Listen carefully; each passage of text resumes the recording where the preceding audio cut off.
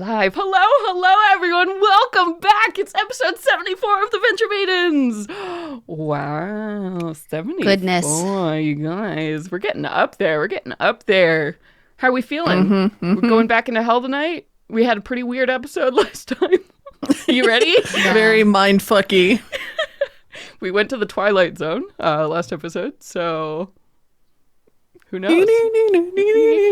Where are we? Yeah, time, space. When are we? When? But yeah, we did go to space, actually. we went to space, literally. And we were there too early, apparently. Yep. Too early to go to space. You're only level 10. You Never need to be at happens least to me. level 15 before you go to space. Anyway, hey everybody, welcome. This is the Venture Maidens. We are a Tales of the Valiant / D&D 5th edition actual play, live stream, and podcast. This is a pretty adult-themed stream, so if you're a little baby, get out, because there's going to be a bunch of swearing, and we also keep some content warnings up just in general. For one, we keep just body horror, just because of, fantasy violence descriptions and such.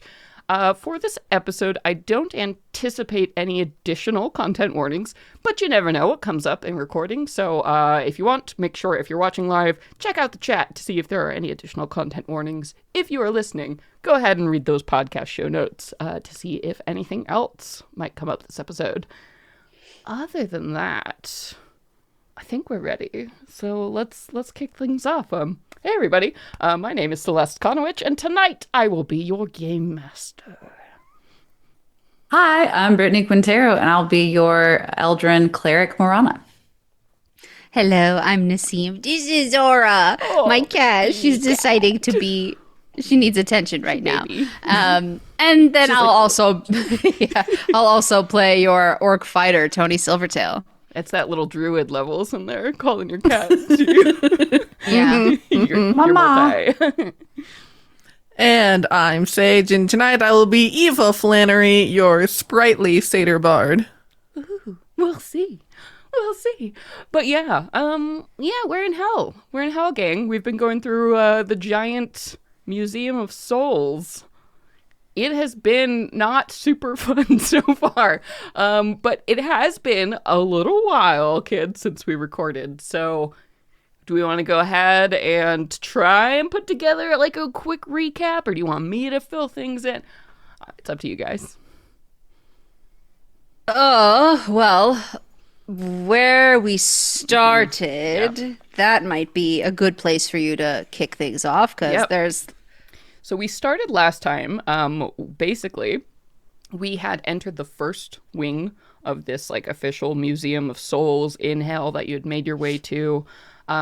The first, like, exhibit had been this Hall of Memories, right? Which was, like, filled with these waxwork statues, which were imbued with these strange psychic moments and flashes from different people's lives. And you had eventually, figured out the waxworker devil's, like, little back office, the person responsible for creating these things. You had started off right in their office, right after the moment Tony had agreed to basically give some memories, so this devil could make a statue of you forever to live in this museum. And in exchange for that, he had given you the way out, because this was designed, or basically it was a trap for mortals. You would never have been able to leave without his permission. So you got out of that trap, which was nice. And that's right, like, where we started. And then you made your way into the next hall, which I actually can't remember what I called it. I think the Hall of Reflection? Yeah. Yes. Where we were going down, like, the ice, or, like, glass-laden, crystal-laden hallway. Yeah, Yes, I remember the that. Crystal Cavern. You had gone through into this next exhibit here. Basically, all the while you've been biding time right before this main exhibit opens that you all are trying to get to. And yes, Tony. One thing I do remember, that before we left and moved on, we had the opportunity to ask a very specific question. Yes.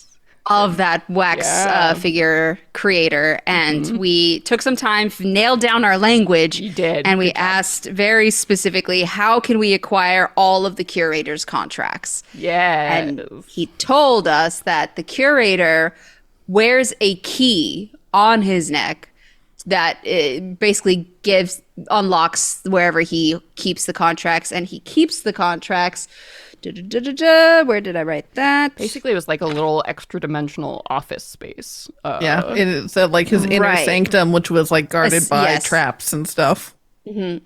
Basically, so we're gonna need to come and confront the curator if we want to get access to these contracts anyway. So that's what we ultimately learned. And the contracts are what you're probably going to need to free all of the Corellans, which you haven't seen them yet. But given what you've been witnessing, it's not hard to assume that their souls are somewhere here, trapped.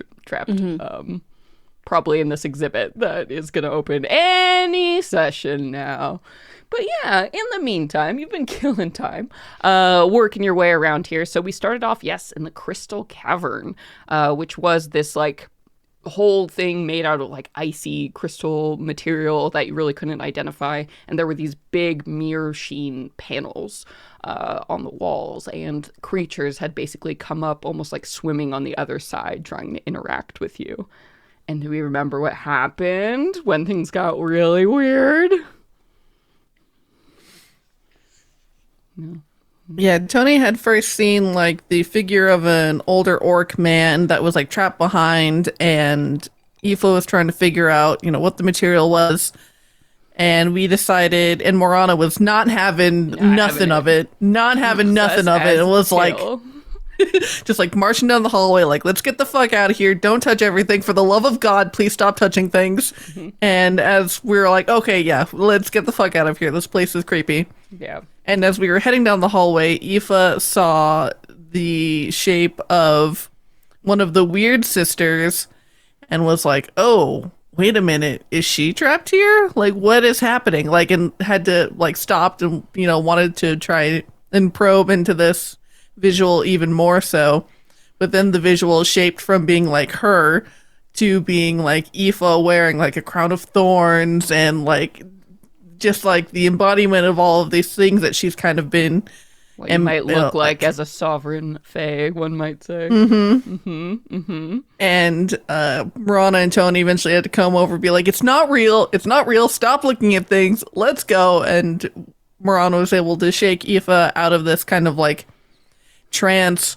And eventually that's when we started to get the feeling that there was something that was following us. Yeah, there were invisible spirits there that were messing with your mind and in the room with you, for sure. And then, Aoife used her see invisibility and was like, oh, we're surrounded. This is so bad. And then Domatia was like, you're not getting out of here. The only one's getting out of here is going to be me, and it's going to be in your body. And then we're like, oh, fuck, this is really bad. Oh, my God. Lost all of my fucking empathy for her. Fuck. Remember, I was like, maybe we can help it. Fuck that. Done with that fucking notion. Nope, that ship has sailed. And then, so we started a chase sequence. One more important thing that Domatia sort of low-key cash dropped in conversation. A clue. Did y'all put that together? Yeah, she had made reference to someone that she is serving who she gave female pronouns, and it's like, oh my God, are you serving Hecate? That was sort of the implication you got from this, that somehow Hecate asked her to be here in this place, overseeing what is going on. And Domatia was like, all right, well, now the cover is blown. This is dumb. So I need to take one of your bodies and get out of here. Your bodies are shitty and, mortal, but they'll do. Because apparently hers is gone. She's trapped in a big ice crystal, palace. So who knows how that happened. But anyway, so we started a chase sequence. So we got to, explore some new mechanics from Tales of the Valiant, from the Game Master Guide chase encounter rules. So basically we were running through various locations and facing challenges, and Domatia was basically trying to catch you to get one of your bodies. We moved from the Crystal Cavern. You all remember? Next one, the metallic hall. Yeah, that was like a chrome. Yeah, there was like the second location you went into was like this long metallic hallway filled with statues of these various like fae lords and ladies and maybe sovereigns that were bringing down these swords basically and like trying to stab into you and stop you as you were running down this gauntlet, making your way there. Domatia close behind. And then we went to the next location, which was inside of this. You were like transported in this strange hourglass. All of this was like surreal, almost like jumping from dream Imagine to like dream. looking through a kaleidoscope, and as you turn it, we wound up in like a new scene. Exactly. Like that was so something about Domatia's magic and the magic of this place was like having you run through these. Maybe there are other rooms or areas. It wasn't super clear. But you got inside this big hourglass where basically there was this huge pillar stretching up into the air and the sand was whipping around. And as you started to climb, these clay fragments, like fractured statues of alicorns, had like come out, like digging themselves up out of the sands of time, right? And chasing you all. And you remember what happened, Seam? Oh, I remember. My boy had to sacrifice himself and distract all those clay versions of himself. He flew up and he said, "Continue on without me." And yeah, he basically drew away their attention so that we could continue on and avoid Domatia's grasp. And we did. Yeah, and it was kind of a startling, you know, he like cut off communication. It was this feeling like I have to do this. Like, go, you know, fly you fools, Gandalf moment. Yes, and then you made your way out of there and you came to the next location, which was this, like an underground river almost of the dead, of souls reaching up. And Marana, do you remember? This was a trauma for you. So these souls, like, out of the river, right, coming, and, like, you got the impression, the feeling of, like, why were you chosen? Why not us? And all of the suffering in this, like, river stretching through hell. And you had finally come to the last room, a chamber that was completely black. Like, imagine, you know, just the spotlight down, no space, no time.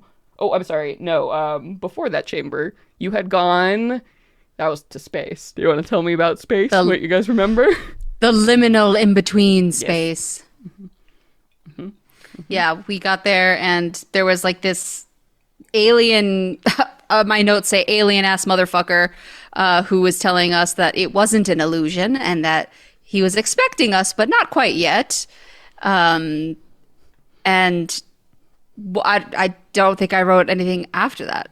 Yeah, they called themselves the Wayfarer, and was like, their name was Wayfarer. Or their name was Wayfarer, and they're like, "Oh, you're here," and we're like, "What does that mean? What do you mean we're here? Where is here?" And the Wayfarer was like, "On the sleeping dragon. Like you're here to wake up the sleeping dragon, right?" And Aoife's like immediately like, holy fucking shit, this is a sovereign whose my power is like tied to. And you were seeing like stars around you, and you were standing on this massive thing that looked like scales, like gargantuan, bigger beyond comprehension, right? The scales of whatever this thing was floating through the starry sky. And then they were like, oh, wait, I guess maybe it's too soon for you to be here if you don't know that you're supposed to be here. And it was all very, like, confusing because, like, Marana was in complete and utter disbelief for, like, this is fake. This is a lie. This means nothing. After what we've just seen, how could this possibly be real?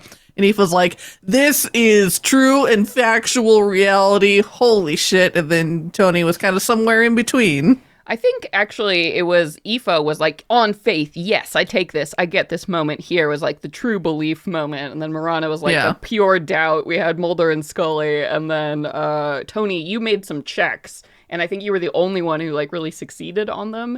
And you in your gut, you're as the earthy, like down to earth member of this party, you knew this was true. This place wasn't an illusion. It wasn't a spell. Somehow you knew that you were touched by this moment of prophecy.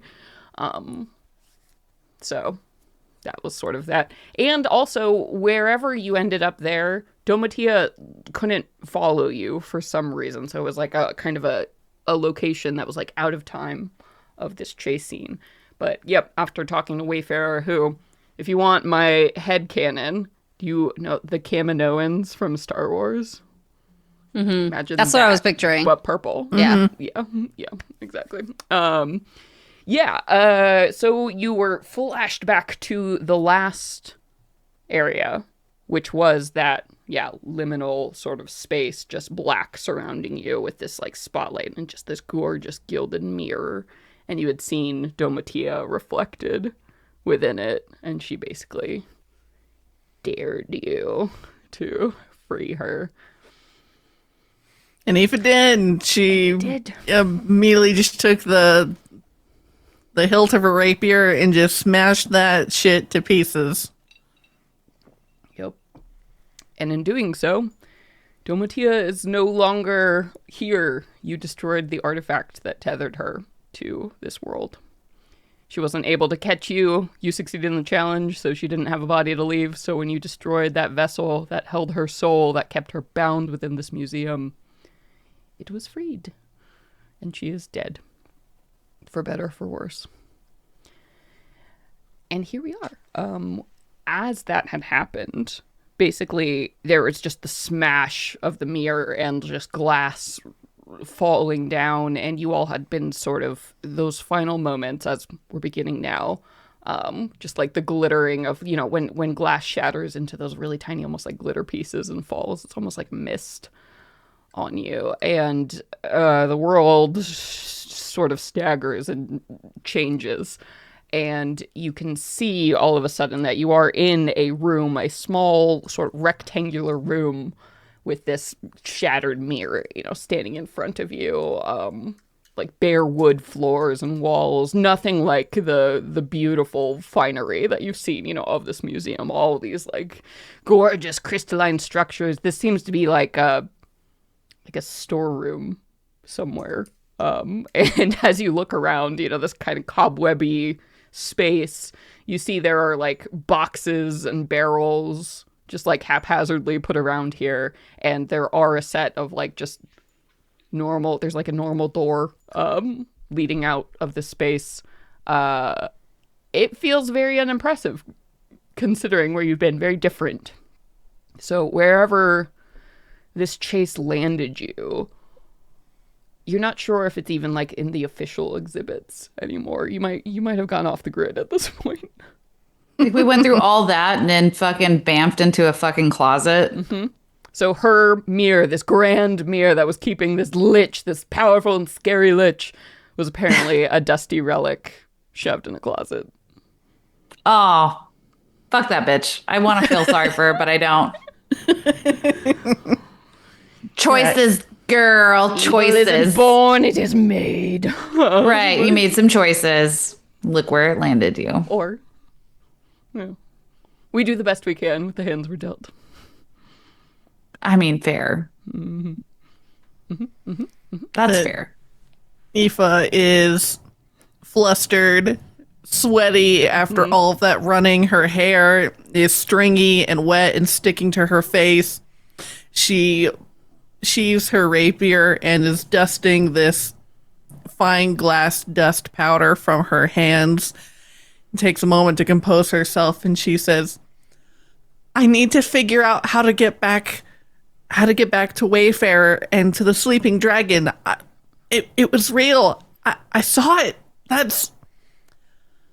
I'm supposed to wake up the Sleeping Dragon. I don't know what that means. Go ahead. Oh, sorry. Well, I'm like the same. We're all sweating and heaving, and I look at you and I'm like, what the fuck is the Sleeping Dragon? Mm-hmm. He's the oldest Fae, like the original Fae, the first ever sovereign, and created like the world as we know it anyway. We were just walking on a god? Yeah.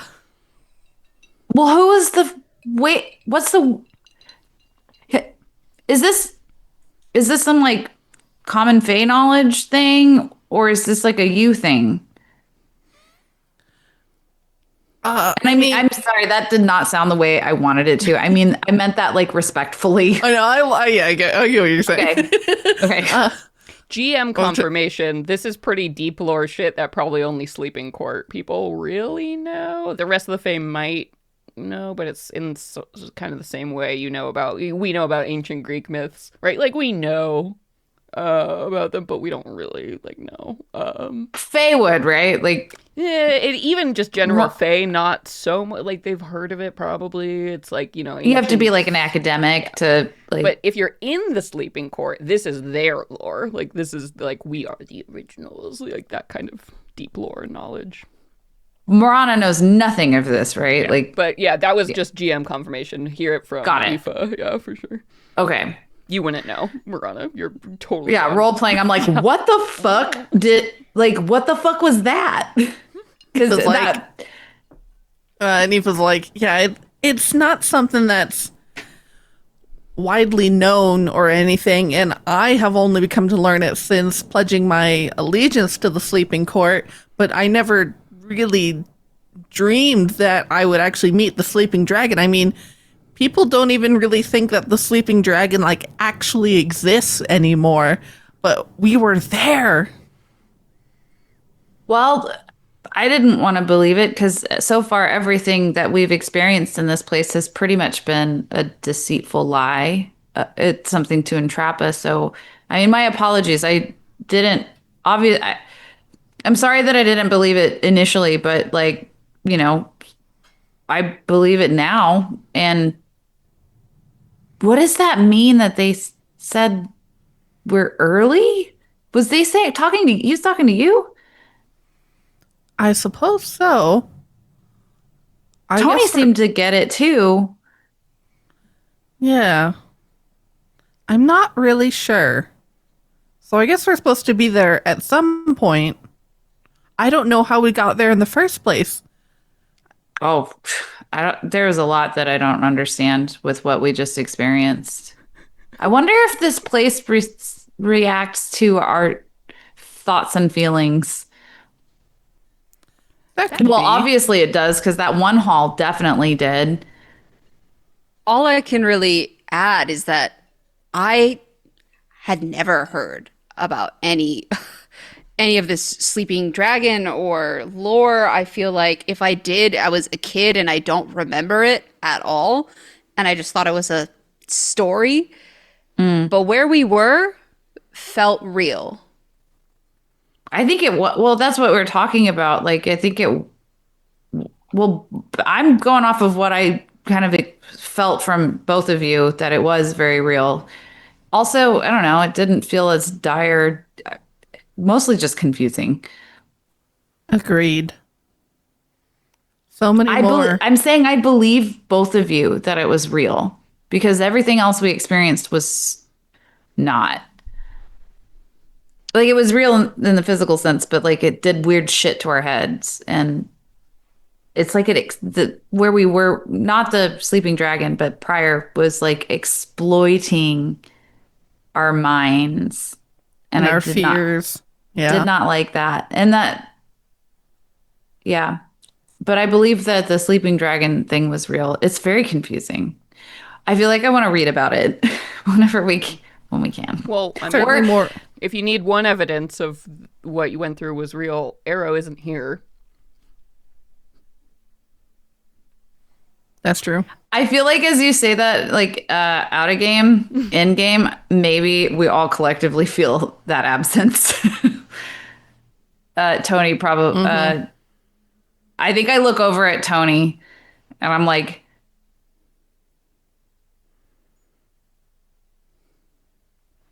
I'm making faces. Describe them for the podcast listeners. Fair enough. I'm making faces of like big eye contact, and like my eyes are welling up, but I don't want to say anything. You don't need an insight check to realize that Marana feels horribly sorry for you. Yeah. Like I'm there to comfort, but like also if you don't want to talk about it right now, I won't say anything. So I'm just looking at you wild-eyed, like. Yeah, I think we both kind of look expectantly at Tony.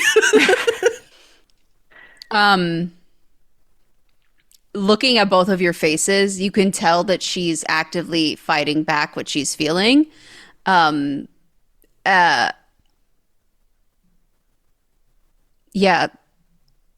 I have to believe that I'm going to see him again, and I'm going to do everything I can to make that happen. But I don't want to be here a moment longer, and I'd like this to be done with.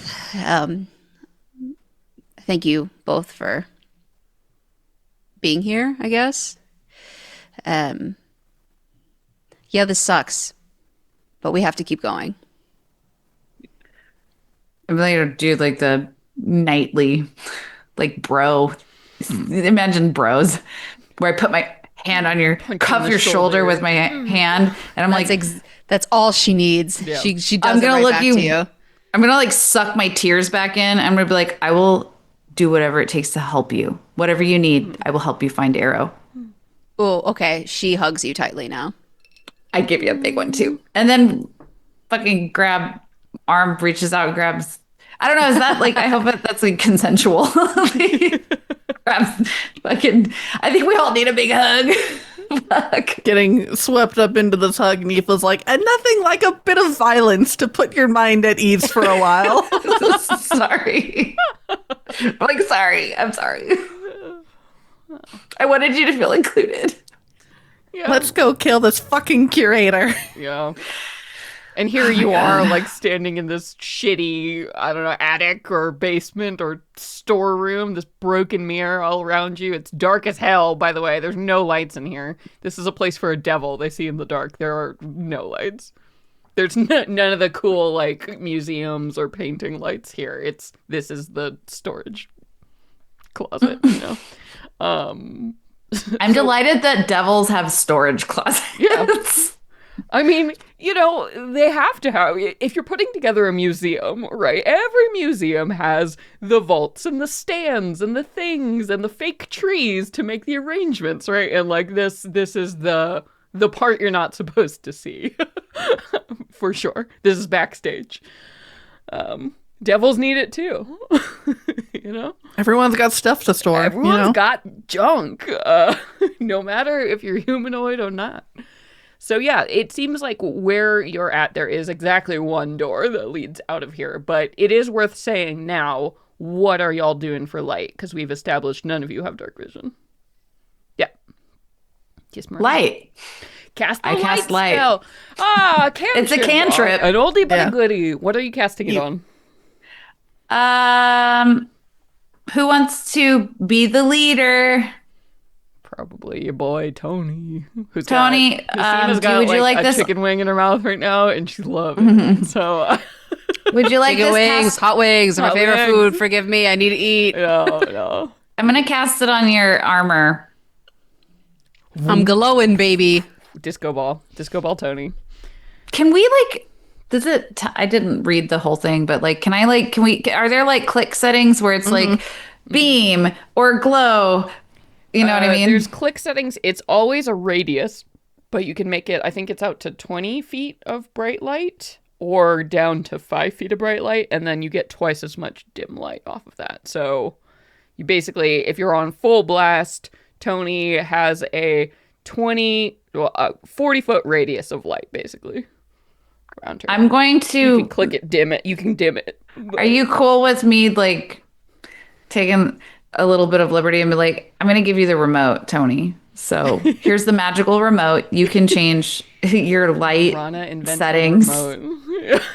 I don't know what to, you know what I'm talking. Yeah. Like you, I don't know how to theater the mind that magically, but like, I like to imagine it's just a regular fucking rock that you just like press. I was going to say tapping the armor, yeah, you know? tap the Tap the You got armor. a communicator. It's a touch lamp. If you There we want go. it brighter, just clap 3 times and it'll. There we go. Aoife snaps on her goggles of night, which give her dark vision. Oh yeah, you paying attention doing the shopping. I see you. All right, cool. So y'all have light and one door in front of you. Can I assume we head through said door? Mm-hmm. Is there anything we want to do before we go through a door into wherever? It doesn't, for what it's worth, it doesn't look like one of the magical ass archways, that have led you into these strange extra dimensional hallways or something. So you might just be entering a normal room. I mean, you're in hell, in a hell museum. Can we souls, listen before opening? Sure can. Sure Like can. a quick little can we try to not barge in? Give me a perception check. Fuck. Oh, me? Oh, okay. And Aoife will give a tap and a tap to Marana and Tony to give them a bardic inspiration die each to use over the next 10 minutes. Oh shit, thanks. What is Thank you, brother. What extra dice is that? A D10. Yeah. Oh fuck. Okay. Where is perception? Okay, so I have a +5. Eve is hot as shit. I'm fucking rattled, dude. That's a 7. You're like, I don't hear anything. It seems fine. You hear nothing. Actually, the silence is sort of deafening. I'm still breathing too heavily. Yeah, you're getting that feeling, like if you're in somewhere after hours, like a business that's closed and all the lights are off, and that feeling of like, I'm not supposed to be here. Like that like atmosphere is absolutely overwhelming you. Like that's more dark. comfortable It's, like, than closed. something waiting. Yeah. So it seems really quiet outside. Nothing to fear. And the door is not locked. Let's go. Well, if you're feeling all right, Marana, because I know you've been the most freaked out here, I think we should go. Yeah, you're right. You're right. I know. I'm not paralyzed yet, but fuck, I hate this so much. I want to get out of here too. Yeah, just stay close to each other. Yeah. And then I'll open the door. You open the door and you see a very large room in front of you. It looks sort of similar to the one you were just in, like rough-hewn sort of concrete-ish walls, right? Like if concrete was a thing in medieval times. Like this unfinished... It was. It was. Right. The Romans invented it. So you're looking around this, like, it's... The space would have to be described somewhere between a warehouse and like a staging area is what your best guess is. Like as you're looking down this large, pretty, high ceilings, large room, you're seeing crates of things like with different like weird infernal symbols written on them. And like you see old statues and like other miscellaneous. It does look like a prop house in a theater for anyone who's like ever been there. That weird basement area where all the bygone artifacts of various productions or galleries or, it's all here. This is where the curator goes when they want to do something, new or make something strange. It's the big storage area that you're in. And it goes on for rows and rows. It's a pretty large warehouse kind of workshop style space. In front of you. So it's a bit crowded, but somebody has organized nicely that there are aisles right between the piles stacked high all around you. So it does seem like there is a way forward at the very least. Looking around, with the stacks as high as they are, you don't see an obvious exit, but you assume there has to be one. This is a rectangular room, at least. You can see walls and... Yeah. What do you do? You're Edge forward. The scariest. Yeah, it's actually wanna- pretty anticlimactic. Kind of want to look at the boxes, see if they're labeled at all. Yeah, so some of them are, and you see like stamps burned into the side, almost like brands, like cattle brands, kind of that singed thing. And most of them are just singular symbols. I think we've established, Marana, you speak Infernal, right? Okay. I'm going to say yes. It's not on my character sheet, but I think we've had a conversation about how in my character build. So is it cool that we are confirmed that yes, I speak think Infernal? You had like 3 or 4 languages you still needed to pick, and Infernal makes a lot of sense. I'm just going to write it in. Yeah, just write it in there. Yeah. Yes, I speak Infernal. Yeah. So you, Marana, would realize you kind of get the impression of what these symbols are because they're not like full words, right? This is like the shorthand. Somebody who knows they're the only person who's going to be looking at this, like, puts on things. Yeah, like their own system. Yeah, so you see crates labeled like Gallery B or like ancient, and you're like, that's a name of something you've never heard, right? It's a symbol you don't know. Or things like statue, or it's all pretty Maybe the name of the Yeah. person that sold it. Yeah, you're not sure. You're like, maybe it was a place, but you don't know what it is, right? I mean, if you see Mesopotamia written down and you don't know what that is, like, Right. you can read the word, but what does that mean? Yeah. Yeah. So, I'm like, it's just nothing. I'll just like verbally read yeah, or speak what I'm reading. you're like, elemental This says plane this. of fire is like one. This says and you're this. like, what is that? It seems like a really weird mix of stuff. As you're moving through some kind of storage labeling scheme, that probably makes sense to whoever did this, but not to you. And you kind of pass by the boxes labeling them as you go along, and you get to a point in the room where it kind of opens up finally, and you're like out of like the stacks of just stuff that have been piled on these like pallets. And you do get into more of like a workshop style space. It's got those long like wooden tables in the center that are just filled with clutter and various things, like taxidermied animals or, like tools, like something happens here. This is more like the staging area. And you can see that there are several like of these crates that are like scattered around this staging area in particular, and all of them have been like, the lids are kind of askewed, and there's like, the like hay that you use to package things is like strewn all over the floor. Everybody give me, what are your passive perceptions?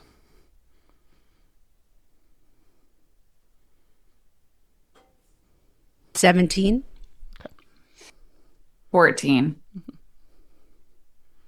What is Aoife's? 8. Oh wait, 19. Okay, yeah. So as you're looking, you come to this area, and Marana, you read out for everyone. It looks like these labels say things like musicians, instruments, those kind of words. And some of them have big red X's painted on them. And so as you're like sort of saying this, describing it, Aoife, you notice that the boxes, there's something weird about them. You swear you saw one just shake, just like a little bit, like what? And like at the minute you look at it, it like as if there's something maybe moving inside. And it's multiple of them, because they're all different sizes and shapes. But they all kind of freeze, the minute you look. But out of the corner of your eye, you're like, I think there's something moving in there.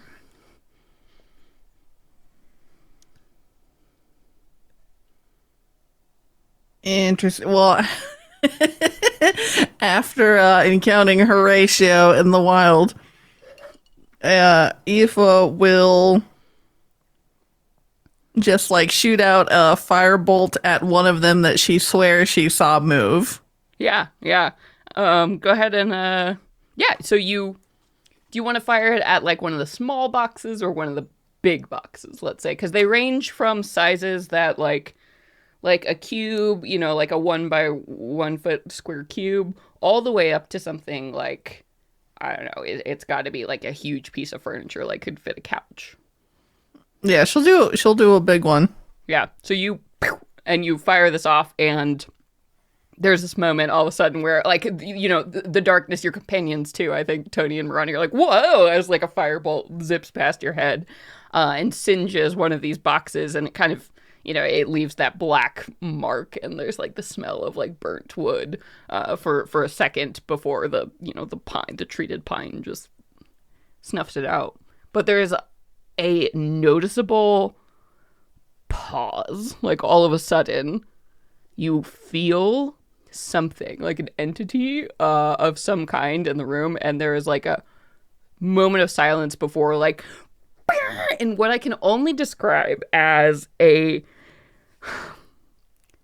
I don't even know, a cacophony of sound, like clashing and banging and whistling and strange, inharmonious sounds start coming up as you see instruments fly out of these boxes, like, and just the lids of these things like being shot off like to the side as like flutes and drums, and you see like this out of the biggest box of them all, like this piano that floats up into the air and like shoves like its way as it's just they're animated flying up into the air, and they form this mass of all of these different, like a symphony of instruments, animated instruments that are like flying around in the air and glowing with this strange kind of spectral blue light. And as this happens, they swarm. That's just like a whole bunch of instruments, like 30 of them, flying right at you. Let's roll some initiative. Oh my god. This is a very fun stab log. Fun. Tome of Beast 3 for anyone out there who's paying attention. What? Oh, Wait, no, I was gonna ask Britt if that face of excitement was about you thinking about Dan to Dan. Yes, it was. Oh my god, yes, it was. What is that? Yes, it was. I'm trying really hard not to do my thing where I like make references. I know, but I finally was also like, yeah, I got that too. I haven't like fucking it. This is a I know, Celeste. That's why I've like dialed back on my references, because I realized like I get excited because my brain's making connections, but I realize that might come across like you're not coming up with this shit yourself, and that's absolutely never been my intention. It's all good. But people love the references. The road to hell is paved with good intentions. You know what I mean? It doesn't matter what the intention is; it's how it lands. It doesn't bother me. You know? Okay, good. But it's Dawn to Dawn, girl, and you would love this show. It is so fucking good. Yeah, it is so good. This is an animated symphony. Is the name of this? Well, it's an anime episode. It's an anime symphony. Bang, bang, bang, bang. Discordant. I was like, warning my husband before this. I was like, you're going to hear a lot of terrible instrument impressions coming out of my mouth. I can get my violin out and screech on it if you want. Yeah. I'm literally sitting in front of my keyboard right now. So. I've got Do you need a guitar? assistance? If you want to make terrible instrument sounds, by all means, because you're hearing all of them as this is happening. They're all absolutely discordant. Don't threaten me with a good time. Are you serious? I love a discord of instruments. I love that. Yeah, it's a mess. All right, I do want to say before I have our initiatives, the symphony is going first, but I want to say to the audience and you all that this creature that you are about to fight is a gargantuan swarm of small creatures. So fighting a swarm is usually something you do at pretty low levels, like because there's swarm of rats or swarm of like bugs. So we haven't done a lot of this before, but one of the things you learn by fighting swarms is that the rules are a little bit different because there are a lot of creatures, right, that move and kind of act as one. So some things to just keep in mind when you're fighting a swarm. A lot of the time, conditions that would affect like one normal creature don't necessarily work on swarm style creatures. Because like, what does it mean if you like try to paralyze one? You can't punch a cloud. Exactly, right? Like, so keep that in mind. Swarms can also occupy the same spaces as other creatures, right? Because that's what they're doing. They're like swarming and surrounding you. So they move and work a little bit differently. There are also several things with swarms. It's very classic. Like they have certain abilities that they can do until they get like to halfway, right? With their HP, because that represents you're like kind of thinning out the herd.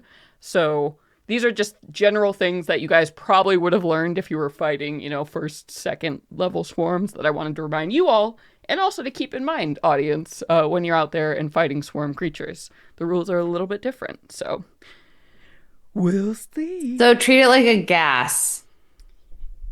Yeah, but it has mass, so it's like you can hit things, right? But You like, can swat. yeah, it's a swarm of like a bunch of bugs around you, right? Like you have to swat, so you're hitting it, but you're hitting individual targets, and your goal is to like get them all eventually down. So flame area of effect.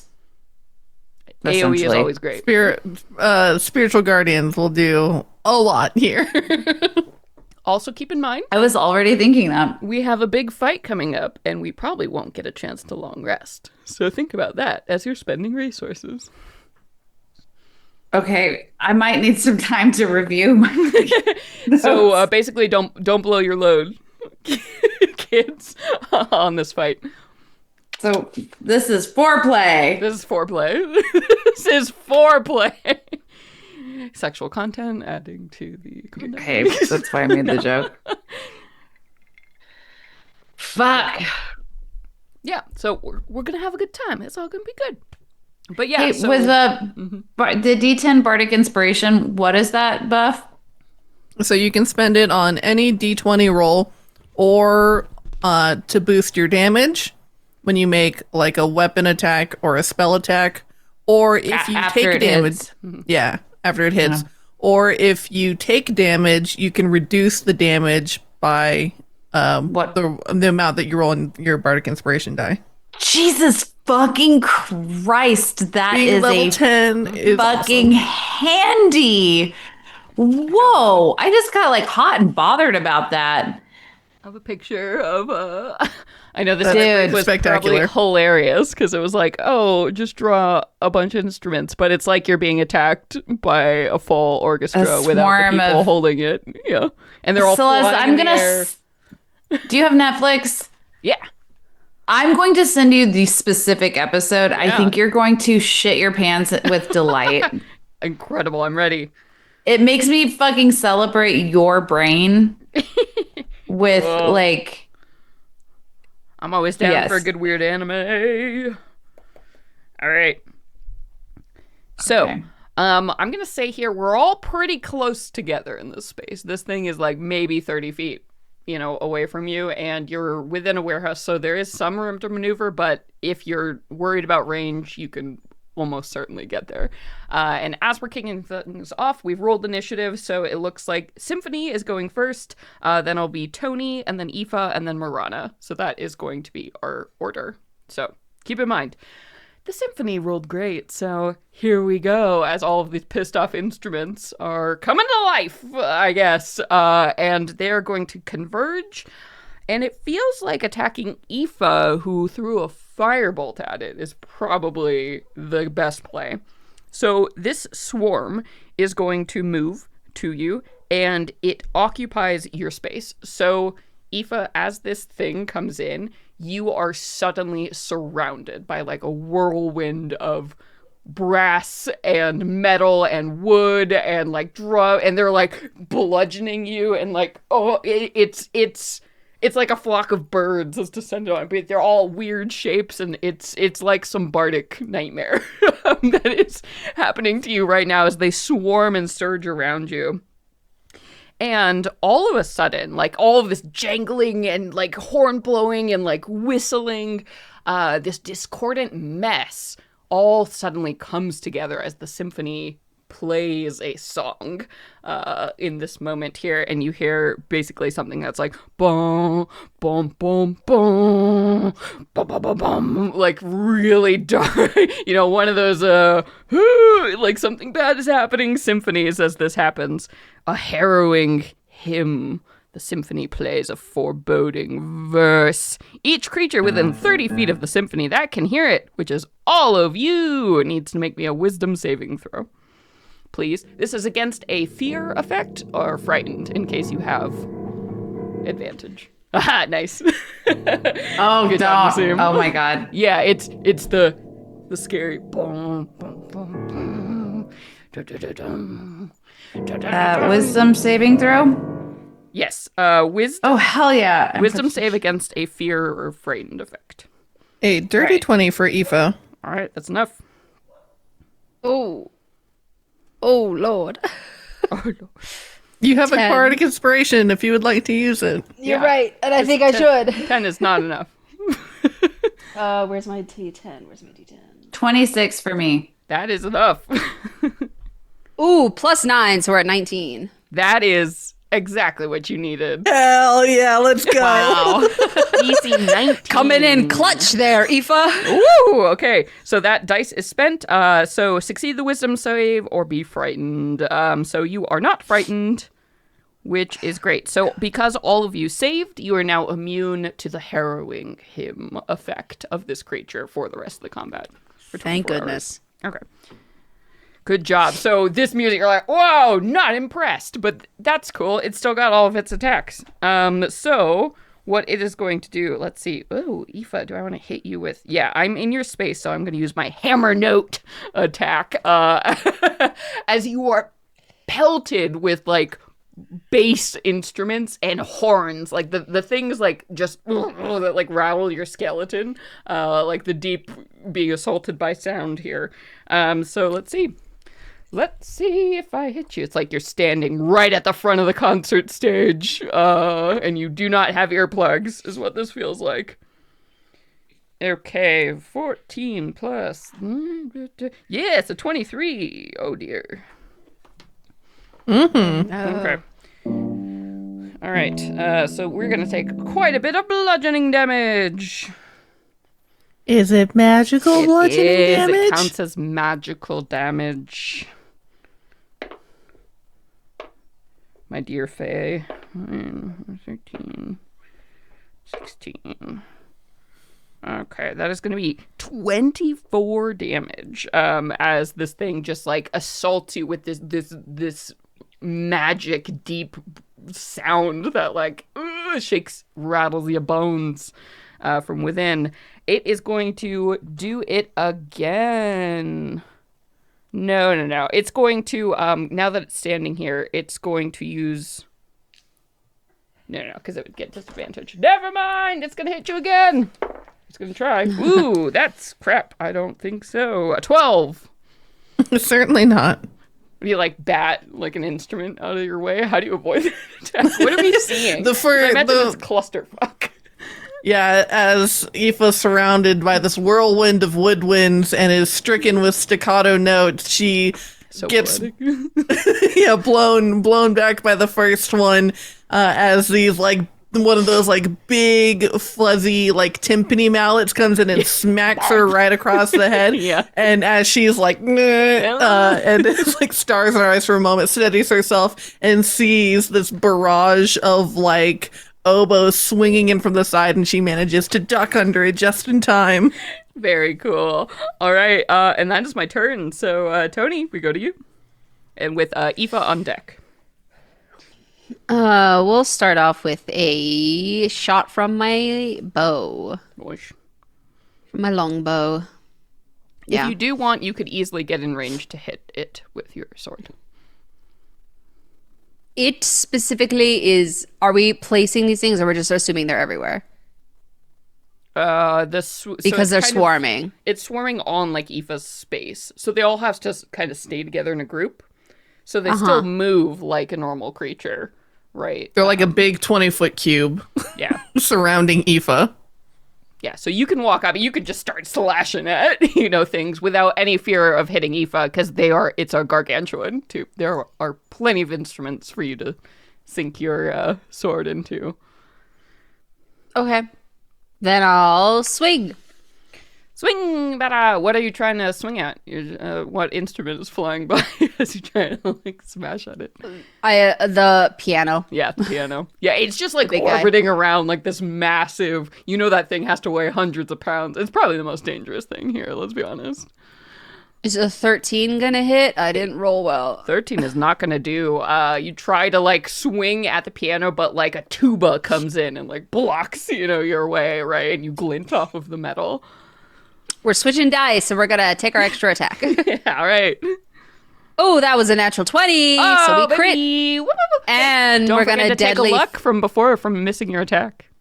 Hell yeah! Oh, you're right. You're right. Thank you. I know it's right. I'm the GM. Yeah. +2 now luck Nice. points. Okay. Cool. And 20. yes, we Tell me crit. about So that. we're gonna deadly flourish as well. So that means I get to make an extra melee attack against every. Sorry, melee attack against each creature within 5 feet of you. I guess it's the one thing. so It doesn't does matter. technically count as one creature, so you'll get one. Yeah. Also, for this fight, it is important what kind of damage you are dealing. So make sure to roll separately and tell me what types. Oh, I'm using my radiant longsword. Okay. So, spoiler alert, you will deal full damage with the radiant damage, but any bludgeoning, piercing, or slashing damage it has resistance to, whether it's magic or not, just because it's a big swarm of things. Okay. The radiant are my d6s, so I mean, that you're still first. going to deal half damage with your slashing damage, so you need to roll that too, but it'll just be halved. okay. And is doubled, yeah, because it's crit. If I remember correctly. Youth. Yeah. Youth. So, yeah. Okay, great. Ooh, 12. 16, 17, 18, 19 radiant damage. All right, I need to get And my then- calculator. We're at that CR level now where I just need the calculator. For me. People, donate to Patreon so I can buy a dedicated Venturebeans calculator. Like I'm 1,000 years old. Sorry, I'm trying to find another d10. Oh, there it is. Okay. And then that's 11 slashing damage. Is that halved? No, that's not half. That's just the total. Okay. All right. So then I will take 5 slashing damage. All right. But now we get our extra You hit. get your flourish, and that's one of your maneuvers. That's one of my features. Okay. Cool. I think it's one of my features. My weapons master. Nice. All right. Oh yeah, when you get a critical, you get to You get Do a to free deadly hit? flourish. Yeah. Yeah. you. If it's a free hit, does that mean I still roll for it? Yep. Or I still have to roll for it. Okay. Yeah, it's basically like you can think of it in fiction. You've created an extra opening for yourself, right? Because you hit so good, so you get another chance to swing in, sneak one in. I'm all over the place tonight. That was a 1. that Oh wasn't boy! that one. Okay, well you don't generate a luck from that one because you can only generate one per turn. But my goodness, you Yep. get smacked in the face. What do you get smacked? You don't actually take any damage, but it's embarrassing. What embarrassing thing happens to you? Some of the keys fly off of the keyboard and just like man. hit me across the eyeball. Like, yeah, Yeah. it's like a BB gun. Like it sucks. right. Yeah. It sucks. You're gonna have a puffy puffy bruise. But you don't take damage. All right. Anything else for you, Tony? Any bonus We guard. actions? Yes. Okay. We take our guarding stance Yeah. And you're guarding. It's just all things within 5 feet of you. Yeah. within 5 feet of me. Yeah. Nice. Okay. Cool. All right. And then I am going to take a legendary action. And then Aoife, you're going to be up. So I am going to use my harmonize action, which costs 2 of my legendary action points. But you hear all of a sudden, there's like a blunk, blunk, blunk, blunk, like the sound of like somebody like plucking strings or something. And you see some of the instruments that got like smashed in Tony's assault. You see like those keys, they fly back onto the piano. And some of those instruments, they look a little bit better as it heals 20 HP. Oh. My goodness. Ping, ping, ping. I can't do it. Be so loud. No. No, I got stage fright. Oh, that's okay. That's all good. You can send it to me later. All right, so that was my legendary action. So Aoife, we come to you, and then Marana, you're on deck. Almost out of instinct, Aoife claps her hands together, and all of the color drains out of her as she becomes this desaturated monochromatic vision, and a huge bolt of lightning flies out of her and just like zaps all these brass instruments right around her. She casts lightning bolt. Okay, I was like, what are you casting? So cool. All right. So they have to make a dex save DC 17. Okay. I do get advantage on saves against spells, so I will be rolling with advantage. But if they're brass, does it matter if it's lightning? No, because half of them aren't brass. All right, fair enough. Yeah. Okay, so let's see. It was a dex save? I got a 17.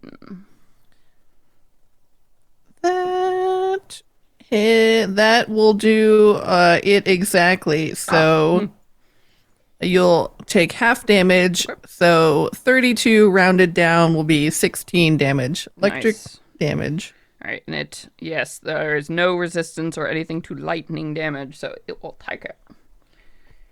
Zap. You do see, actually, because some of the metal instruments, they just kind of conduct it, so you see it, like, sparks off, and, like, some of the woodwinds and flutes and drums, like, the stretched skin, like, start burning, as They this happens. conduct electricity, Oh. one might say. Unfortunate. I realize I did that, and that's unfortunate. All right. Take a luck point. That was good, but I hate it. No, hated it, I but refuse. The audience loved it, I'm sure. So. Yikes! And with that, she will give Tony another bardic inspiration die, and that will be her Thanks. turn. You're inspired by this jolt. All right. I am going to not use my action. I'm actually pretty good here.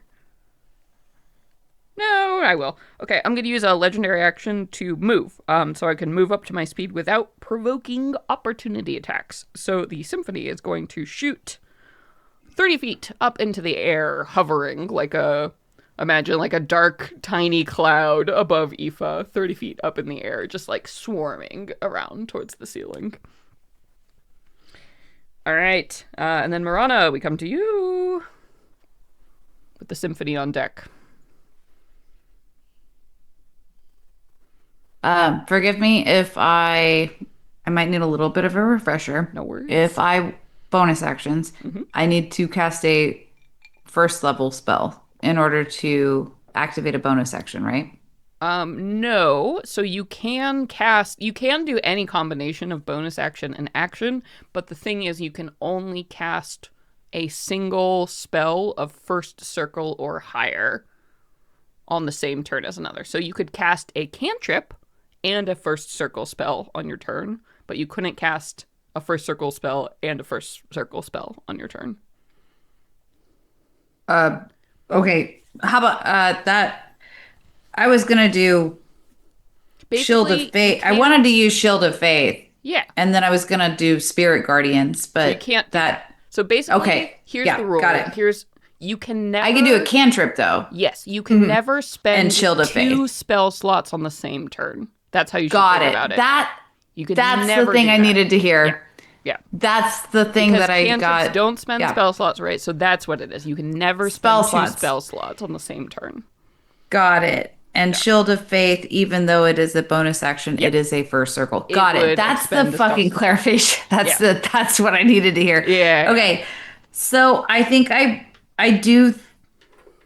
Who's taking the most damage? I was trying to pay attention. Aoife took a beating. Okay, so I'm going to cast Sacred Flame Okay. at the cloud that is accosting All right. Aoife. Yeah. Who took right, the beating? well, right now, Yeah. Aoife. It's circling right now, 30 feet above Aoife's head, like some dark doom cloud. But it did mess her up. It smashed up pretty good. Sick. I'm gonna Sacred Flame. Okay. And 60 I believe feet. I have to make a dex save for that. Yes. Okay. I do have advantage because it is a magic spell, but I rolled pretty terribly. So 14, I'm guessing, does not meet your DC. I'm going to switch dice too because this dice hasn't rolled above a 13. I'm pretty sure. Yeah, I'm pretty sure I've got. Hold on. It's been a minute. I'm so sorry. Yeah, no, if you look at the page of your character sheet, that has 16. spells, yeah. So you I failed rolled. that. And I'm gonna do two 2d8. Mhm. I'm going to do 2d8, and I'm going to add You sure it's the not bardic 3d8 by inspiration. level 10? What's that? Is it 3d8 by level 10? It's 2. It's 2. Yeah. 11 I goes up don't- to 3. 11. Oh, Yeah. next level. 11th. Yeah. I looked. I did look at that. All right, so D8. Hold on. Oh my God. I got to pee so bad. Jesus Finish your Christ. turn, then you can pee. I know. Hard ass. Where's my D fucking 8s? I have to pee so bad that like I kind of want. No, hold on. I will. Use it. Use it. I'm gonna roll Use one it. D8 twice. Okay, one D8 twice, and then I'm gonna add my bardic inspiration to that damage Yes. because I really don't want to fuck around. Yeah, because you can. All right, so that is a 2 Okay. plus 10 Nice. plus 3. Okay. Cool. So 15. That's my damage. Yeah, and that is radiant damage, so I take that the whole barrel of monkeys. Sick. And then, since I did the cantrip thing, I'm going to cast Shield of Faith Nice. onto Aoife. Cool. And that Huzzah! is not concentration, right? Or is it concentration? It is It concentration. is concentration. Okay, so Yes. just mark you have that up so you can't cast a con. Yes, and Aoife, you get a +2 bonus to AC for the duration, which, Rad. yeah, okay. Yay.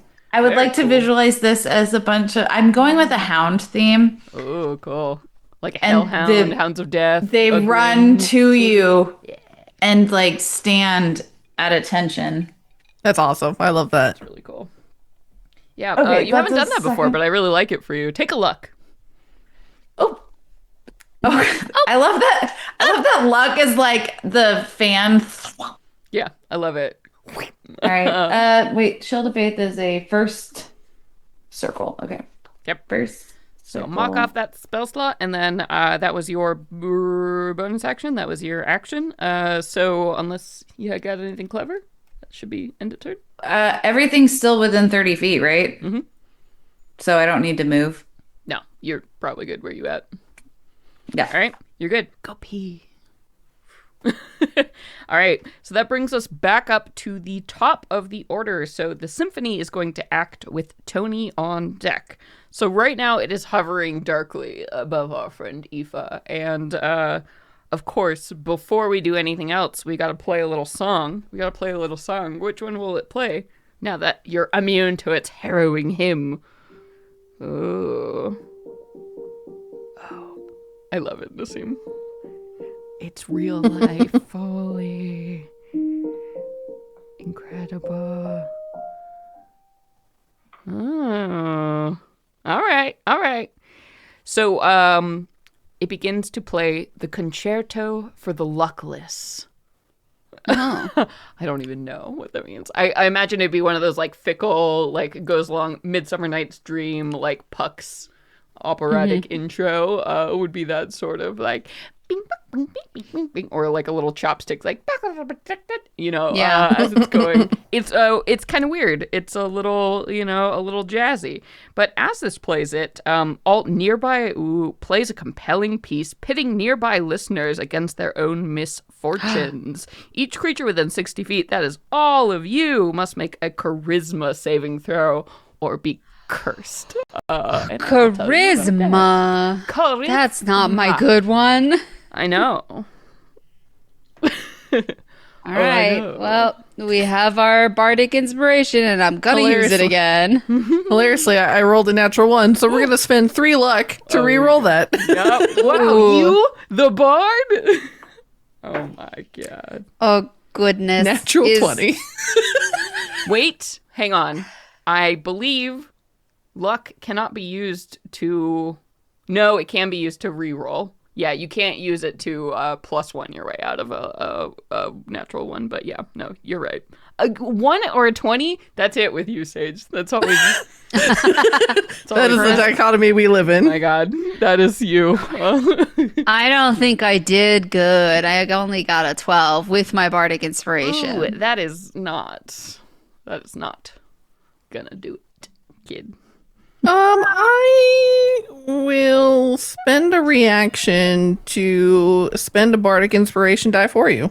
Ooh, Hell yeah, my. cool. Hot new To bard add an powers. extra +7 to that. So you get a 19. my goodness. Well, that's exactly what you needed to save. So wait, are we allowed to use luck? Aoife, coming in clutch reroll. again. We can use a luck to reroll. If you can always use a luck to reroll or just add 3 one lucks. for one to your orders, unless you get a natural one. Then you can't. I plus did one, not plus get a one. natural one. Okay, so you can But always spend it's- 3 luck to do a reroll. I don't know if I have 2 luck a la my records. Oh, then you can't Yeah. do a reroll. Do you still have your bardic inspiration, or did you use it? Oh, I used it. I used it for fucking max damage. Fuck. All right. Well, I rolled. You said charisma. Charisma. What is my? I feel like I don't have my luck. My belt of luck, stone of luck. That, Let's you reroll. or no, it just gives you like a +1 to like ability checks and saves Oh or yeah, something. I've already factored that Wait, into your character. Yeah, that's right. We already did You know that. what? Oh, you know what we okay. do have. You know what we do have. I don't know. Didn't we get 2 of these? If not, I have The one. Minotaur squeeze toy. Yeah. I Minotaur rolled squeeze an toy? 8 on my Yeah, but charisma this save. if we double your luck, you can re-roll. Yeah. So you can From the magic Minotaur. Item. Read me, Nassim. It looks like you got in front of you. Read me that magic item you won. I at love the that we're stud banding fest. together to help. I'm like, The help! Minotaur- I need some help. The Minotaur squeeze toy doubles the amount of luck when squeezed once per long rest. So if you have 2, you can feel, and its little eyeballs pop out and its muscles go real big. It's like a stupid little dog toy. And then in canon, yours looks like Double. Virgil. yeah, it looks like Virgil. That was how you describe. So you get this like Me? yeah, Yeah. You described That was your choice. I get to I let you all pick what it looked like. So I must Virgil, have been like, kind of drunk. His little hard eyes go out, and it's like big muscles. His and, dick. Yep, you have 4 legs. I'm sorry. I love it. I don't care. No, I stick to it. Yeah, when he gets squeezed, he pops a boner. Yep. That's how you know. And your Jesus luck Christ. doubles. In the middle of battle, you just whip out this little squeeze toy. You toss it to me, and I catch it. And in catching it, I squeeze it, and the boner pops, and it goes whatever sound that's And you supposed feel to lucky. be. Like you might get lucky. So Get a re-roll on that. So you could spend that 4 now down. You could spend 3 of those. So you'd have 1 luck left and get a reroll right now. I'm sorry. You just sounded like you were trying to teach me how to play poker. I catch the squeeze toy, and then what? And then your current luck doubles. That's what the magic item does. Got it. Okay, thank you. So you have 2. So I have 4 luck. Yep. And then it doubles. And I can- It becomes 4. Got it. Yeah, that sounds great. Okay. And then you're going to spend Jesus 3 Christ. of those 4. Yes. So I will be left with 1 luck point. Thanks, Tony. You have your own. I mean, Tony has one that looks like. Oh, we each. Yeah. Where was Yeah, I you- for this? Jesus Christ. This was episode 69. Our You guys were stacked on top of each other for your bull fight, Yeah. your bull riding competition. Thank God. what did I Tony say was the mine bull. look like? Did I say? Oh, thank God. I don't think Oh, so. you did. But you can. I'll think about that. Yeah, you can think about that. You let me Girl. know. What'd you get, Marana? 23. I rolled a Hell 19. Yeah. Let's go, team Fucking effort. Virgil. Why is Virgil getting hotter? Ugh. Why do I hate him? But he's so hot. Why do I We all hate this have. fucker? Hot people get away with too much. That's why. Too much. But he's not hot. He's got the Riz. Remember? That makes him hot. That makes a person hot. Spoken from this demisexual. Tony, I'm sorry. What did you? You're the only one I know. We got. She got a natural 19. one. Oh, 19. 19. Yeah, yeah. Right. Wow. Okay. Good. I appreciate you all used your resources. Good. You will need this wisdom in the fight to come. All right. So none of you are cursed by the God. concerto for the luckless, because that would have been terrible. So I'll just Spoiler. While cursed, a creature can't add its proficiency bonus to any rolls it makes. Wow. If you roll a 20, it counts as a natural 1. So it basically reverses your luck and damn your awful. Yeah, it would have been terrible, and it would have lasted until remove curse was used on you. So shit. Lucky duckies. All right, but don't worry, that was just its free thing it gets to do every turn. Now it's going to actually attack some fools. So one of these, Aoife, you're like down here. So it's going to use its ranged spell attack to do pulsating cacophony as it like sends down this assault of sound, thunder and fury towards you. So here we go. All right, 17 to hit ya. That will not hit. Because of your shield? Because of my shield of faith, because the hellhounds intercept this blast of sound that comes hurling her way. They hop up. And almost like this symphony somehow understands where all this trouble is coming from. Urana, it's going to send the second attack down your way. So here we go. 25 to hit ya. I feel like I had something.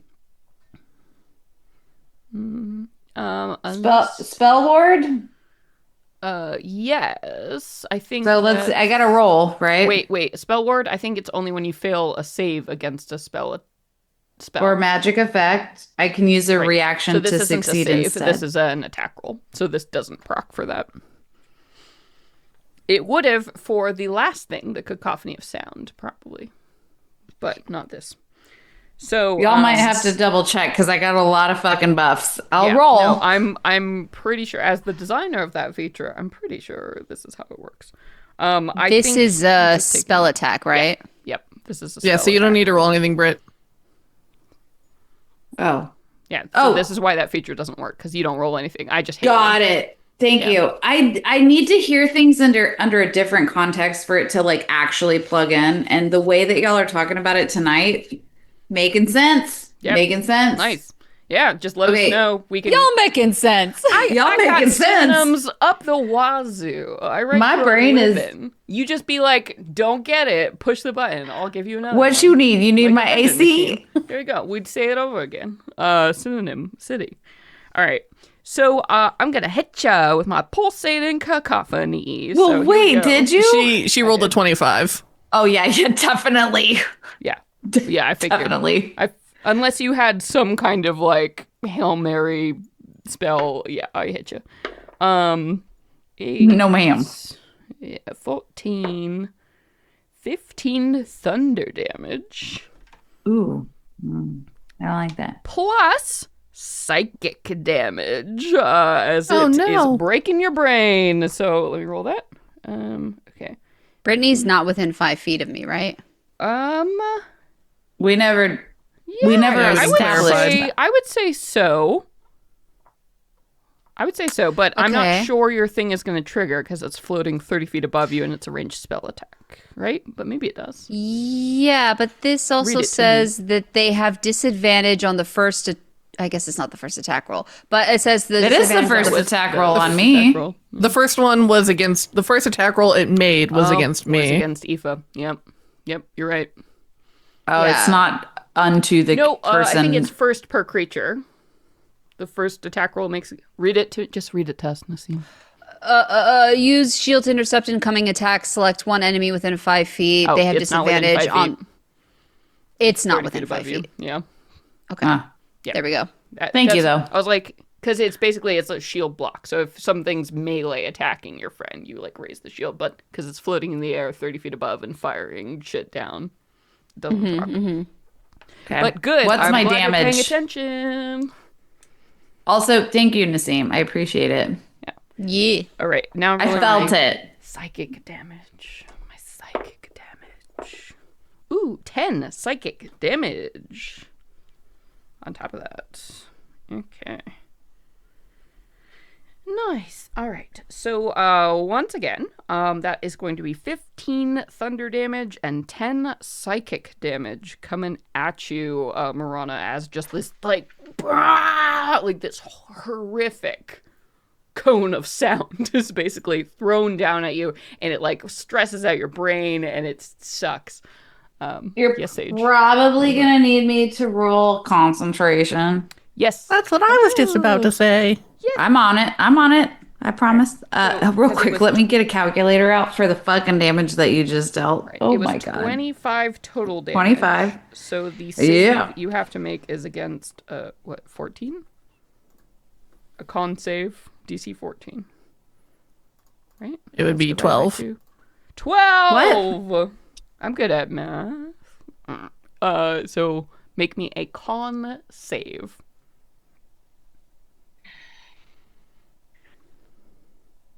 Jesus Christ.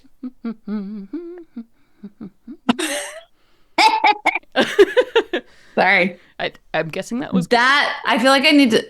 That was a 19. Whatever. What else Nice. do I need to add to that? nothing. You fine. It would have been Fucking- your con. That rolled modifier. so hot. It like exploded in the box. 19 What's plus nice to whatever. remember about concentration checks like that you have to make, they're always a constitution save. So it's a con save for concentration. So it's con.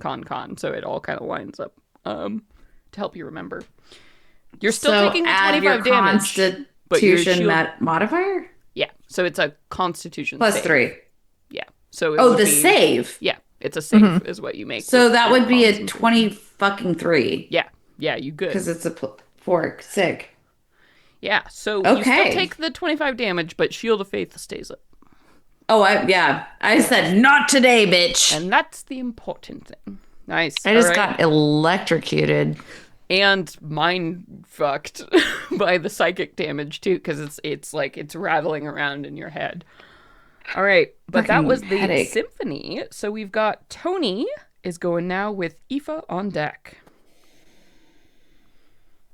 Yeah, this thing is still looking pretty fierce, kids.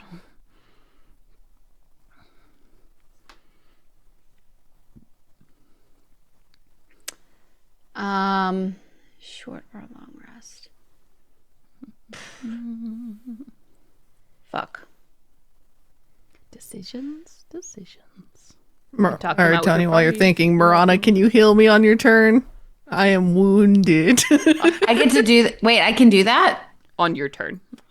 Oh, Yeah. of course. Yes, absolutely. Happy. I guess I'm trying to decide whether or not I want to make it count or not. But Because you do. I will tell you next time. It's a boss fight. The big old boss fight. So this is the thing. I know I have 5 stunts I can spare, but that's gonna be still a big fight. Okay, let's go with a regular old longsword attack with my radiant sword. You cannot. It is floating 30 feet in the air. Oh, it didn't. Oh, okay, but then with my longbow. There you go.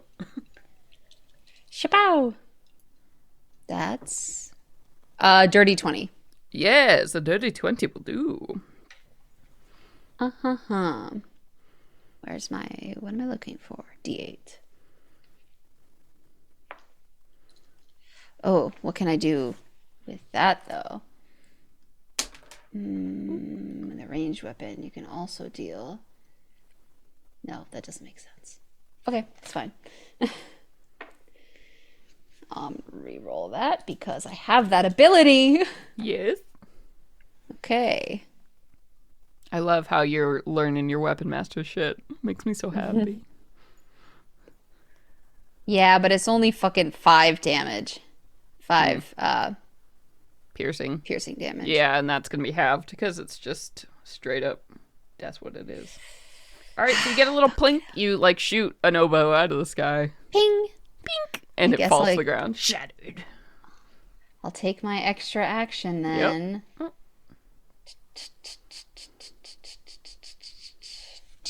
Can I ask, do you think we'll have enough time for a short rest? That's what I'm thinking about too. Could probably take a short rest. Okay. I am a benevolent and wise DM. I could be talked into a short rest. You are a benevolent and wise DM, You indeed. say Everyone things like knows that it. helps me want to do that more. Like a dragon, I Okay. appreciate flattery. I am highly susceptible. 16 to hit? will not hit. That. Oh no, 16 will. 16 will. I'm sorry, I lied. It's a swarm. Okay. So Thank goodness. targets. Thank 15 God. is your AC. So. Okay. La la la la. That's another 5 Oh damage. boy. All right. So only 2. But you're plinking away. And that's what counts. Should I action surge, or should I wait for it to try and get a little fucking closer? Should probably I'm not wait. doing a ton of damage with my longbow. And I don't think any of my spells are useful in this situation. No, I guess I won't action surge. I'll wait. So Wise I'll fighter. instead, I will instead guard once again. Okay. Yeah. Yeah, so you can guard and you can stand right between Aoife and Marana, so you're ready if this thing comes down and makes any attacks. Yeah. And lo and behold, like clockwork, as if the fighter, this thing is fighting a lot smarter than you would anticipate. I think it occurs to you, Tony, as probably a tactician, whatever entity or mind is controlling this thing, it's been in combat before. But anyway, it uses a legendary action to move faux free down here, and it is actually going to, let's see, it's going to come down and it's going to swarm around Marana. Specifically because as it goes and swarms around you, one of its traits is, while the symphony occupies another creature's space, that creature has disadvantage on con saves to maintain concentration, and you cannot cast spells with verbal components, as the sound is just like it just blasting around you. It's trying to basically interfere with your spellcasting in a very mean way. But that was just a legendary action it used to move. So, Aoife, we come to you. And Marana, you are on deck. Okay. It is within melee distance from her. Yep. Now all of you, yeah.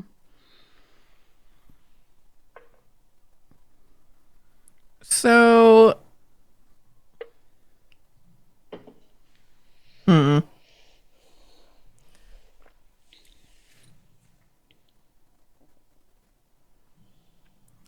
Alright, she will, since we've all been beat up a bit.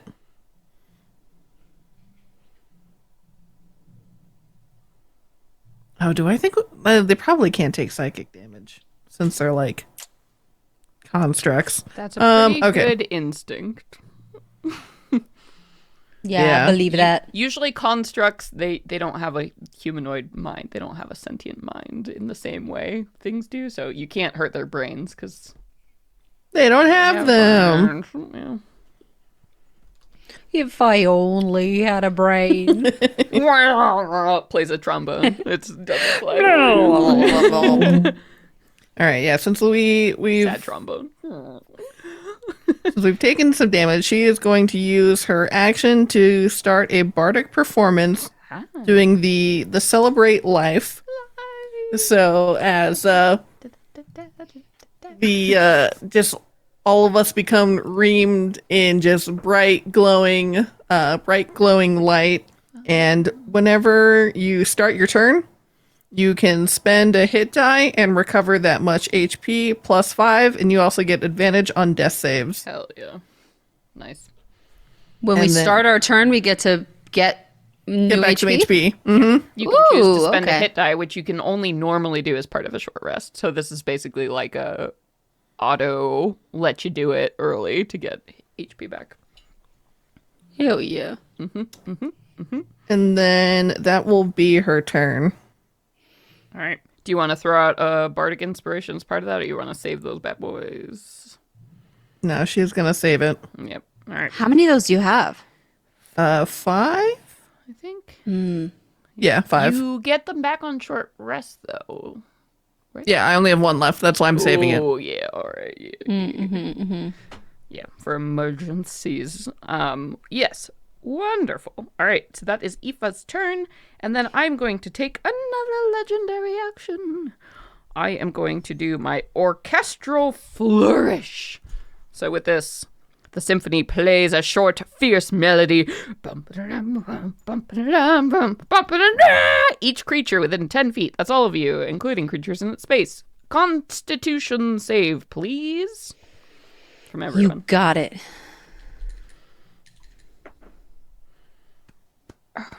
So Marana as well. A con save for me.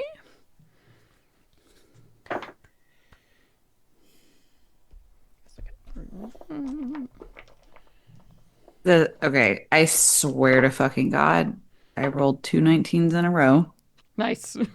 So that's going to be a 20. I swear to God, I'm always happy to fucking I believe you. take a pic. After seeing Sage's like rolls in real life, I'm like, luck is real and the devil exists. So Look, I changed my like I have my whole fucking gambit of dice, and like the first two I'm like fuck you. Oh. And so I changed my d20, and this one's fucking giving life. I'm not going to use this one for the next one.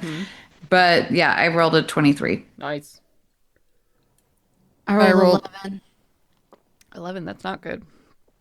I rolled an 18, so I spent a luck to bring it up to a 19. And I clever. will spend my last bardic inspiration as a reaction to add an extra 9 to your roll, Tony. Oh, shit. All right.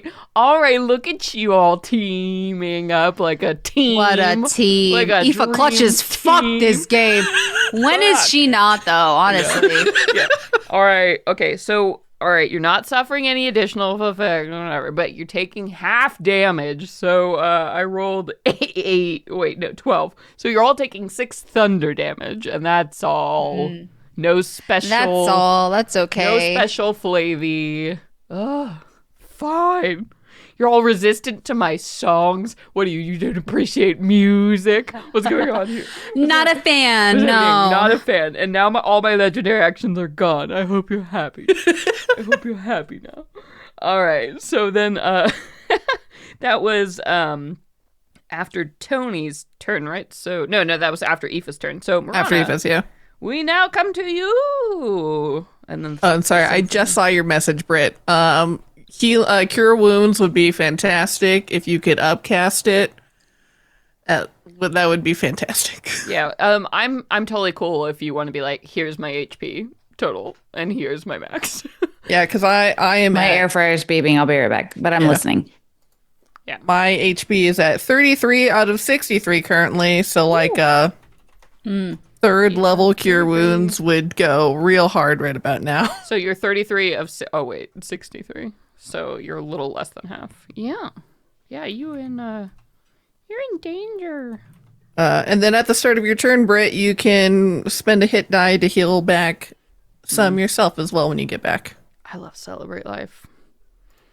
We had to play test that a lot because we had 7 different versions of it, but I'm glad with where it ended. So at first, it gave you max on all healing spells that were cast while you were playing it. But then because the bard went to arcane school, they had less healing spells themselves. Oh yeah. We're gonna have to diplomacy this shit out of character. Oh, that's cool. I'll get a drink while you guys figure it out. Okay, you're wanting me to cast this at 3rd level? Yeah.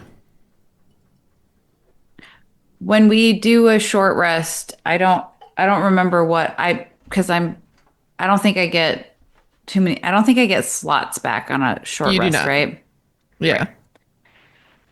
Okay.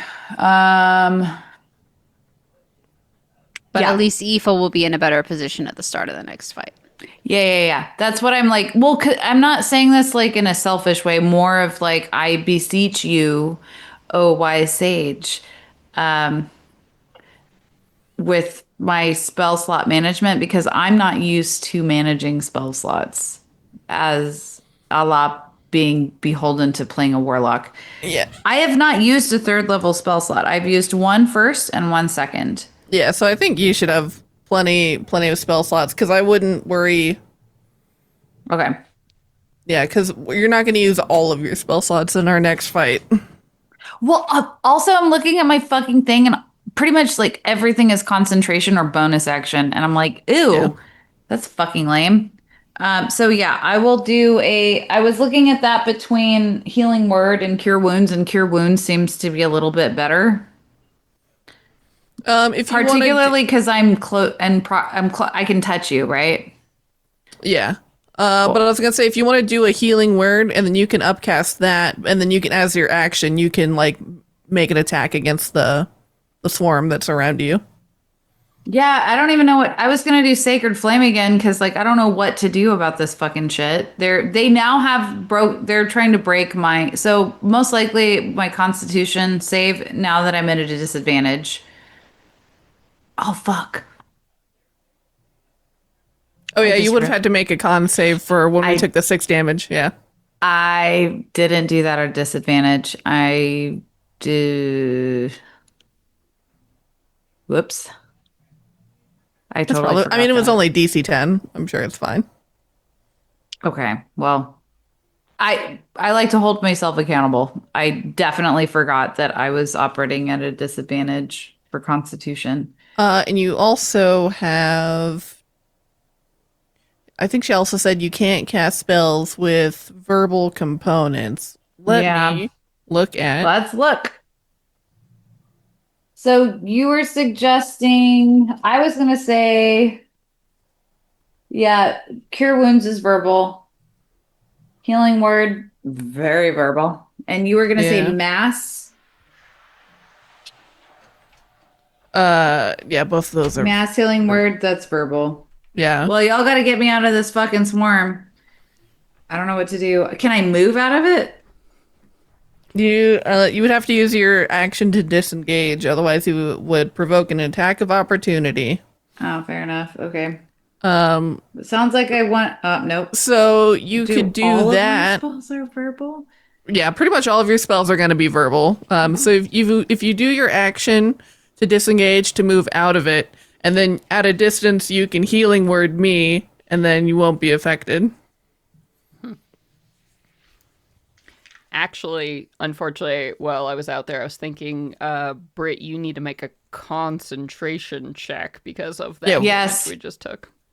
We had that revelation where I was like, "Oops, I was at disadvantage." That's okay. It's your turn now, so go ahead and just roll me a con save at disadvantage right now.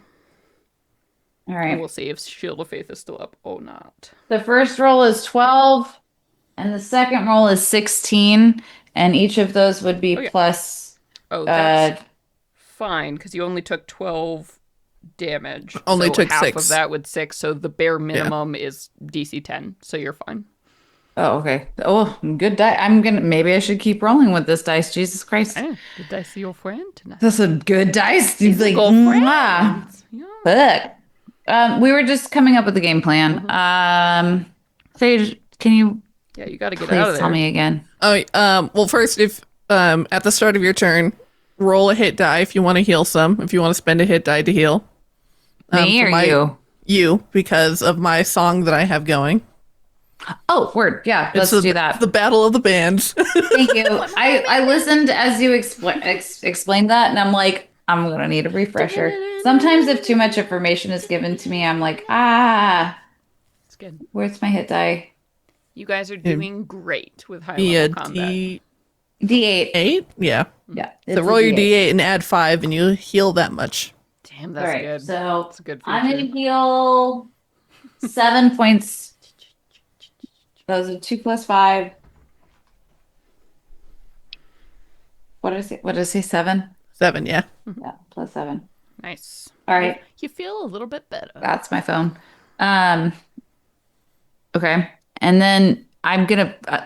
I basically am just like in game. I'm like stunned and hurting and trying my best to hold on to the spell that I'm doing.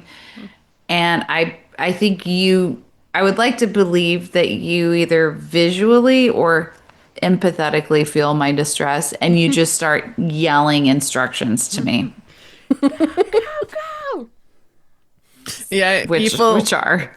Aoife locks eyes with you, and you see her mouth move, but then because everything is so loud, you hear this whisper, this quiet whisper in your ear that says, disengage, and then cast healing word at a 3rd level on me. Which is what I do. From the I say, sir, yes, sir. Yeah. All right. So And I like slow motion, like matrix roll yeah.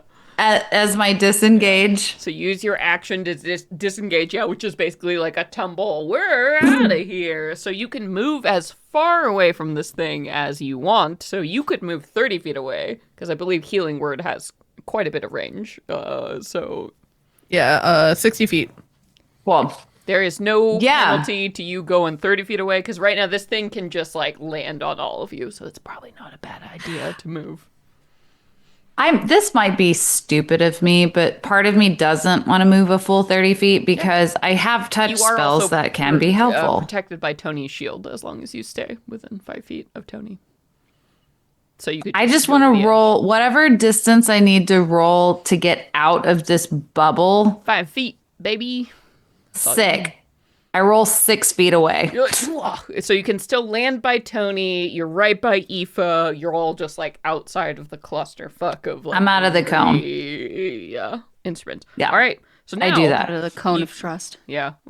Now you don't have disadvantage on concentration checks, and you can cast spells with verbal components. So healing word. Let's go, baby. Right. That heals everyone. Yeah. Everyone. No. Oh, Oh no. well, let me look.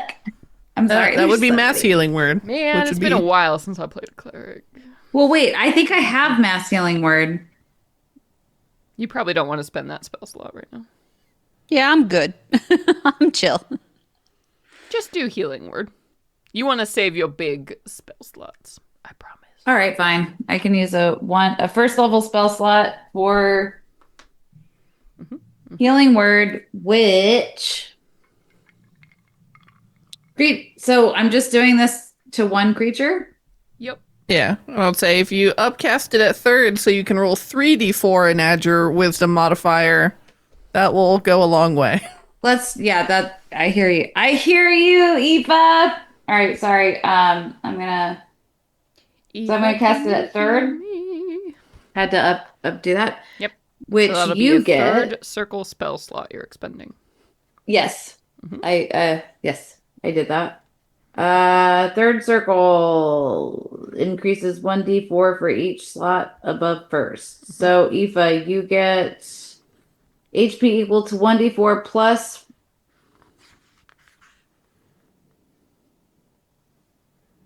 Help me out. 3d4, Yeah, so it'd be 3d4 plus your wisdom modifier. which is Probably 5. sorry, It's either 4 or 5. plus 4. Plus 4. 3d4 plus 4. So roll them, kid. Roll your 3d4s. Brittany. Yeah. Because you're casting the spell. You the juice. You gotta give it a squeeze. I don't like that You're responsibility. squeezing a lemon. I know, but you're a cleric, so You got a 2. make some fucking lemonade, cleric. 2. 1 2, 2, All 1. right, I get back 9. plus Yeah. 4. Nice. So 13. Nice. No, that was 9, including your wisdom modifier. 5 plus 4. No, I just read. What the fuck? Oh my god. What you rolled a 2, and a 1, correct? Are you okay? Do we need to? Sorry. Yeah. No, it's all good. My ex just opened the door and brought my dog back in. And I literally, just imagine if you're sitting at home and the door opened. Yeah. Oh my Like- god, yeah. Panic Right, attack that's- inducing for sure. Like, That's who's why in I'm my like- house? Oh, yeah. Sorry. That's what you just witnessed. Yes, I rolled a 2, 2, 2, 2, 1. Okay. Yeah, so 5 plus 4 is 9. Yes. Thank you. Sorry. That's all You're good. Back to 42. Thank you. You're welcome. Yeah. Thank you so much, Sage. Nice. Cool. All right. So you are good then. So we're going to go back up whoop, to the top of the round. So we have the symphony going, and then Tony, it'll be your turn. All right, top of round 3. Let's go.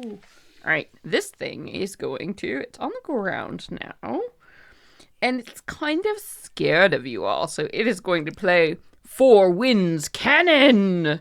So as this happens, the symphony trumpets gale force winds in a 90-foot cone. Each, which it can do with all of you clustered so nicely, so neat and nicely. So each creature in the area must make a strength save for me, please. We're going to be pushed. Ooh. You're going to be pushed in case you have something against that. Do I don't think so. Tony might be the only one who has one. Wait, I'm super good. I got my belt. Strong, like I got a 12. Oh no. Oh no. I got a 19 minus 1, which is 18, and I'll spend my last luck to make it a 19. No. Oh no. Hey, Tony, did you take a luck for that failed save last round? No, wait. Nope, because you guys made it all work. Never mind. It all eventually worked out, so I assume, yeah. Yeah, no, you're fine. I could take one now. Yeah, this if nothing clever happens, yep. Yeah, I got nothing for you. I'm sorry. I gave you a bardic inspiration. Did you use it yet? I don't think so, because I gave you a second one. No, I did. I used it. Oh, that's right. You used it on the last one. Yep, my bad. Yep, no, sorry, I got nothing for you. Candy. It's been good. It's been a good bard night. I'm just debating whether or not to use my second Minotaur squeeze and double my luck and just re-roll, or save that for our big boy. Save it. You can afford a little damage, a little bruises. Oh, you're right. I think so too. I just don't know how far I'm gonna get pushed. That's all. What was our? So I rolled a 16. Not enough. All right, so. On failure, which is going to be Tony and Marana. Well, now I have 3 luck points. Up to 30 feet away from the symphony and knocked prone. You are also being pushed into walls. You're being basically pushed like into piles of crap or the edge of the room. So you're both going to take some bludgeoning. Ooh. So you are pushed 30 feet away from this. So keep that in mind before you attack. Hi, Lucy. Little head. And you're both going to take 7 bludgeoning damages. You're basically like thrown backwards from the blast and like smack against, the walls or cardboard, or it's not super duper fun for either of you. And you fall prone. So you are prone on the ground, which means you'll have to use half your movement to stand up. Start your turn. On a success, a creature is knocked prone. So, Aoife, you are actually also knocked prone, but you're not pushed. So you just, like, fall in front of it. You're like, it's that thing where you're clawing onto the ground. Also, it disperses gas or vapors, extinguishes candles, torches, and similar flames. But none of you have that. You have the light spell. So that's all good. But yeah, that was just that. So it's going to now attack. So first off, it's going to move to swarm around Aoife, because you're there all by yourself. Damn it! It surrounds you in your space, bludgeoning you with instruments on the ground, so it has advantage on this melee. No, my baby girl! Advantage! Oh no, Tony, you failed. Oh no, an 18 on the die. Here we go. Hammer note. As it comes down. Bludgeoning damage. At least it's not the range damage. That's the one that's really scary. Alright, you're gonna take 24 bludgeoning damage as you were just being clubbed by drums. And that fucking piano. It's just like, I'm so sorry. Like it hits you with its little legs. Tony, you're blown back in a stack of boxes, watching your friend be bludgeoned. My God, how could you? Don't worry though. Oh, also, Marana, please make your concentration check from that damage. It's still just a DC 10, but don't whiff it, kid. Con save. You're fine. Natural 20. All right. Yeah, you fine. I feel like I need to retire this dice. No, keep it. You need it. All right. But don't worry, Tony, because a little extra special something for you. For its second attack, it's going to send you a little ranged. As if it senses your pain. A little try and hit ya. Oh, a natural 20. Oh! Maybe I need to retire this dice. Wow, yeah. Wait, you're a prone target, and this is a ranged attack, so I actually have disadvantage on this. True story. Oh, You're welcome. interesting. Okay. So 16, I'm assuming that's not going to hit you. No, you sure ain't. It screwed itself out of that one. Yeah, so that's good to keep in mind for your bow. Actually, hitting prone targets is harder because they're like laying flat on the ground and they're not. So, well, talked myself out of that trouble, didn't I? So that is that turn. So Tony, here you are, face down in the dirt. Well, I guess I got to spend half my movement to get the fuck up, and I'm still 30 feet away after that. So then I can only move 15 feet closer. So we can really... Is there anything? It's not useful because they're surrounding Aoife. Fuck. It's a tricky little bastard, ain't it? I'll just longbow it. I'll longbow it. I'll bow it. I'll bow it. Is there a 16 gonna hit? A 16 is going to hit. Yep. Beautiful. Beautiful. Yep. What is that? D8 plus 2. Man, we gotta get you a magic bow is what we need to... I know. We really do. What we need to do. do. Sage, put it on your shopping list because you're the king of shopping for this party. No.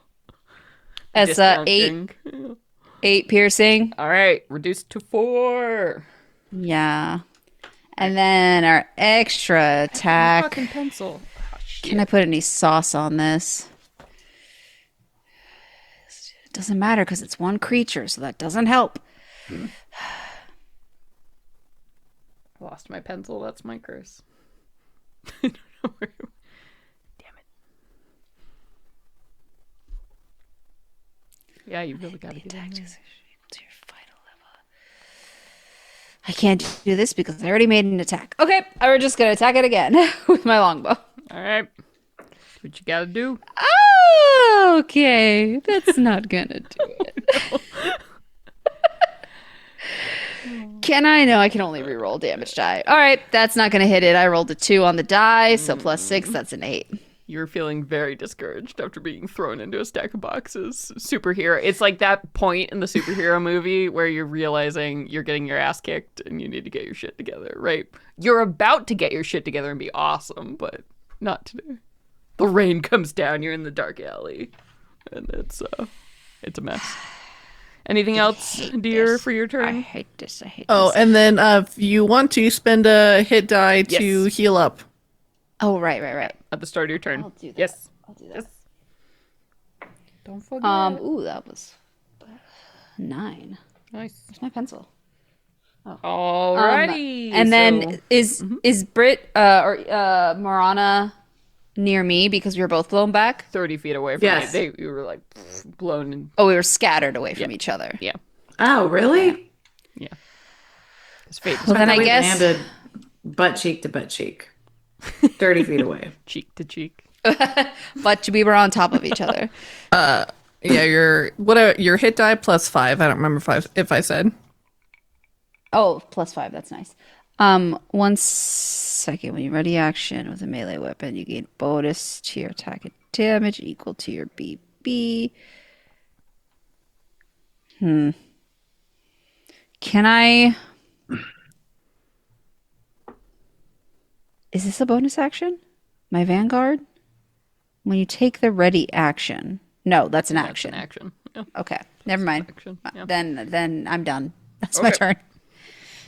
Oh, I was healing +5. Okay, so 14. Yeah. Thank you.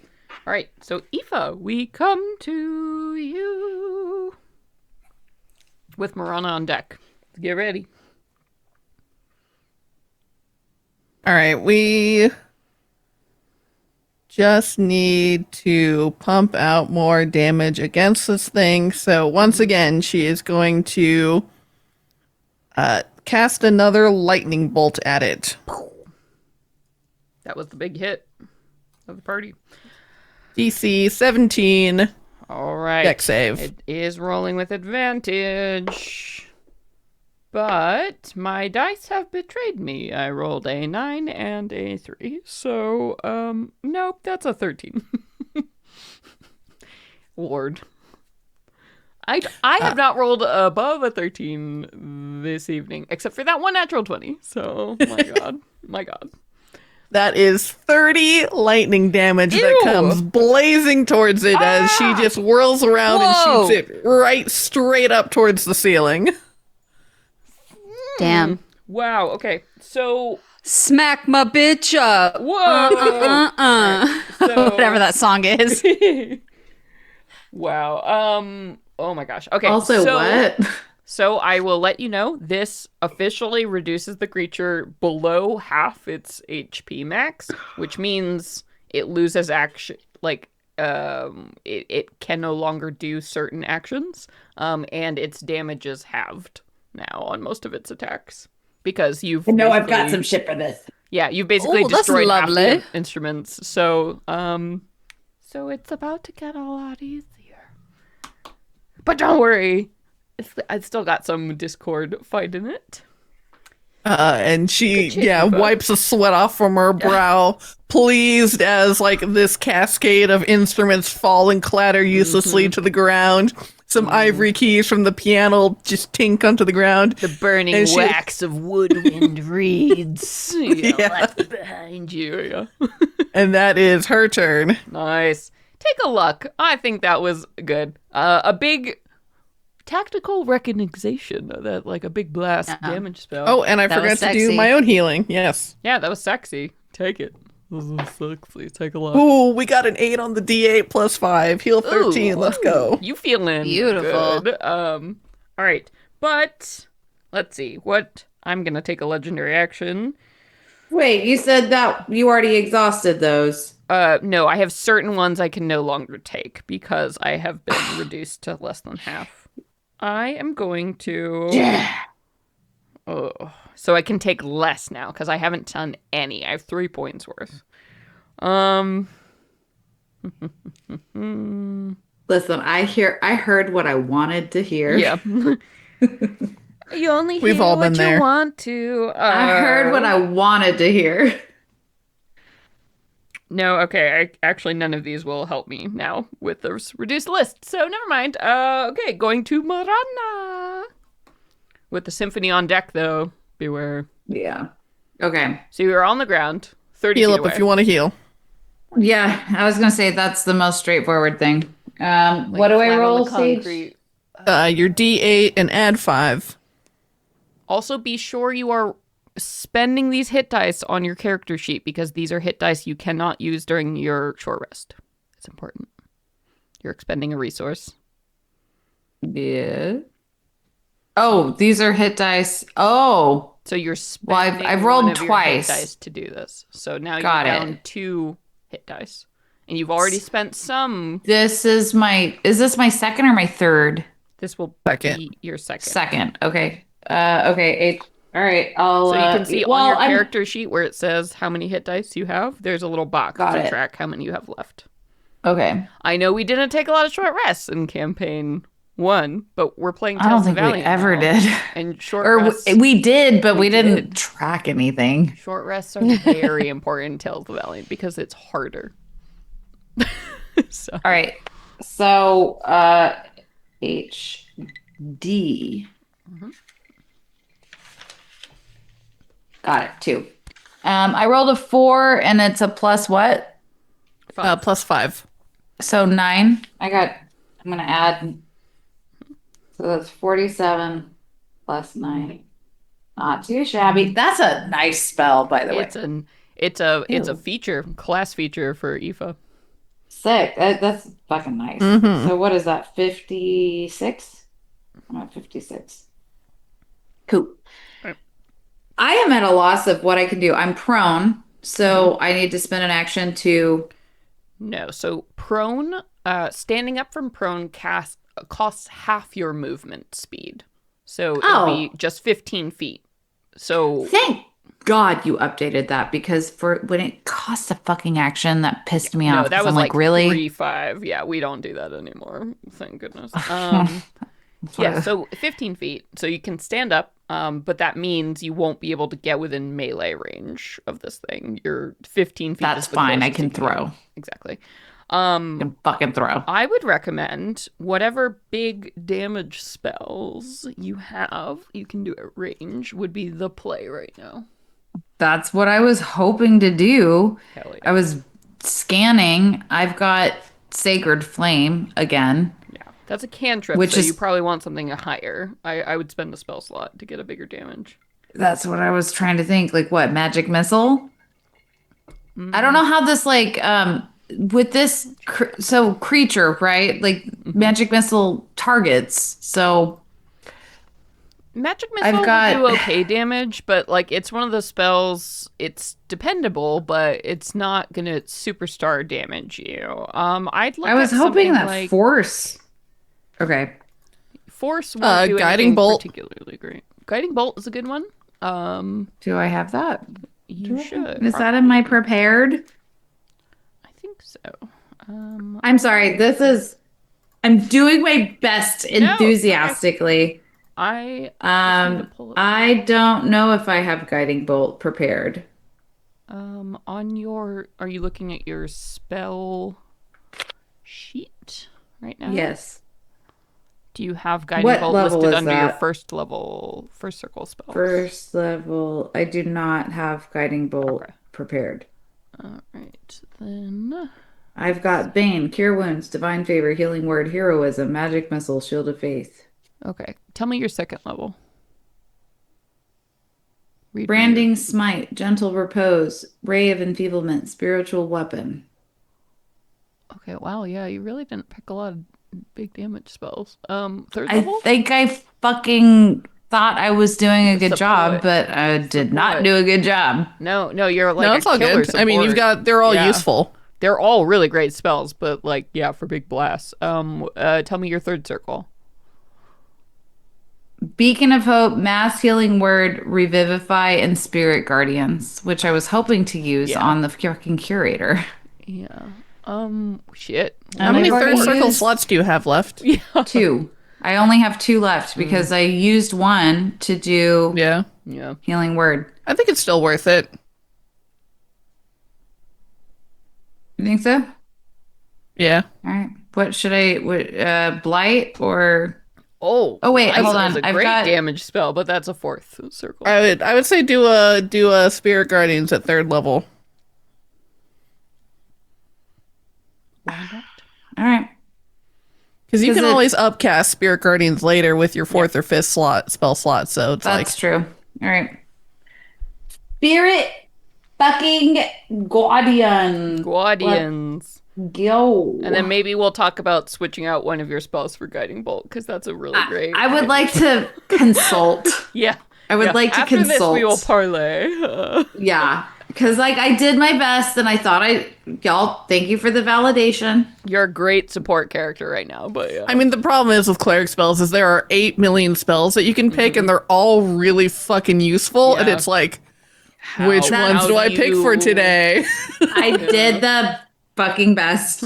I tried. I'm like, no I matter really- what you pick, there's always going to be something that's like, man, why didn't I pick that? But it's and that's why you play a wizard, and that's why it's my looking favorite, back 'cause with you're like, hindsight. This is why I prefer to play a fucking warlock. but warlocks know no spells. They know like I two. loved that. Yeah. I This was is just why I like to be a fighter, because you don't I run was just out of things to gifted with do. things. I don't give a That's shit. that's also why I like being a bard, because I just pick them once and I just live with that forever. No spellcaster. We all have our- You're a prepared spellcaster as a cleric. It is a little bit Okay, harder. so All right, I'm doing Spirit Guardian. Yep. Yeah. Spirit Guardian. I'm sure I have fucking class features that I could use, but like, I'm sorry, it's a lot to look at. That's all good. Where in the fuck is Spirit Guardian? It is a second circle spell. Third. It's a third level spell. Where's my little book? Oh my I god. believe it pops off. It's a 15. Book. Spirit Guardians. Fucking right to it. Yep. I'm no longer at a detriment for oh yeah, I got out of the bubble. Cool. Concentration. So all you gotta do is tell me, because I believe I'm already within your 15-foot radius, is tell me what is the save I need to make. It's con, it's dex, Whiz. wisdom. My whiz. A wisdom I have a save. -1 Save to DC, wisdom because I'm a bunch 16. of instruments in the air. Yeah, no, that's not 16. that's not enough. Not anywhere near. And then are you going to pick radiant or necrotic damage for your damage type? Oh, thank you for reminding me. I'm sorry, I got swept up in what we were trying to do. I did want to have like a intelligence check or arcane. I wanted to like take a moment, like a split second to like, all right, role play. I wanted to try to observe in whatever fucking fraction of time to see if these things are acting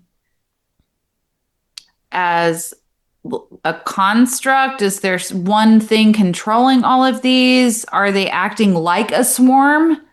So if like you have to take out all of them versus like find the source is what I'm kind of. I would accept you could make me either an insight check, which is kind of like getting the vibe and looking at it, right? Or I would let you make an arcana check, which is like, what is the magical possibility this thing might have? So you'll I get think different information. Arcana seem like I mean, granted, low key, whatever. I have a higher fucking thing in. Because how the thing but, is like, acting in its behavior is insight. What might have created this thing and, the intention. I think Arcana is what I'm looking for. Okay, then that's Arcana. Yeah, let's do Arcana. Damn, I should have stuck with Insight. Is it too late to change it? No, you can do either. It's going to give you different information. I'm gonna go with Insight. Okay, so go ahead and roll me an insight. Because obviously it's fucking magical, obviously. And I forget, I'm a cleric, so I'm not as shit. arcane as I'm used to playing. Oh my god. Jesus Christ. I knew I should have retired that fucking dice. I rolled a 4 plus insight 9, so it'd be a 13.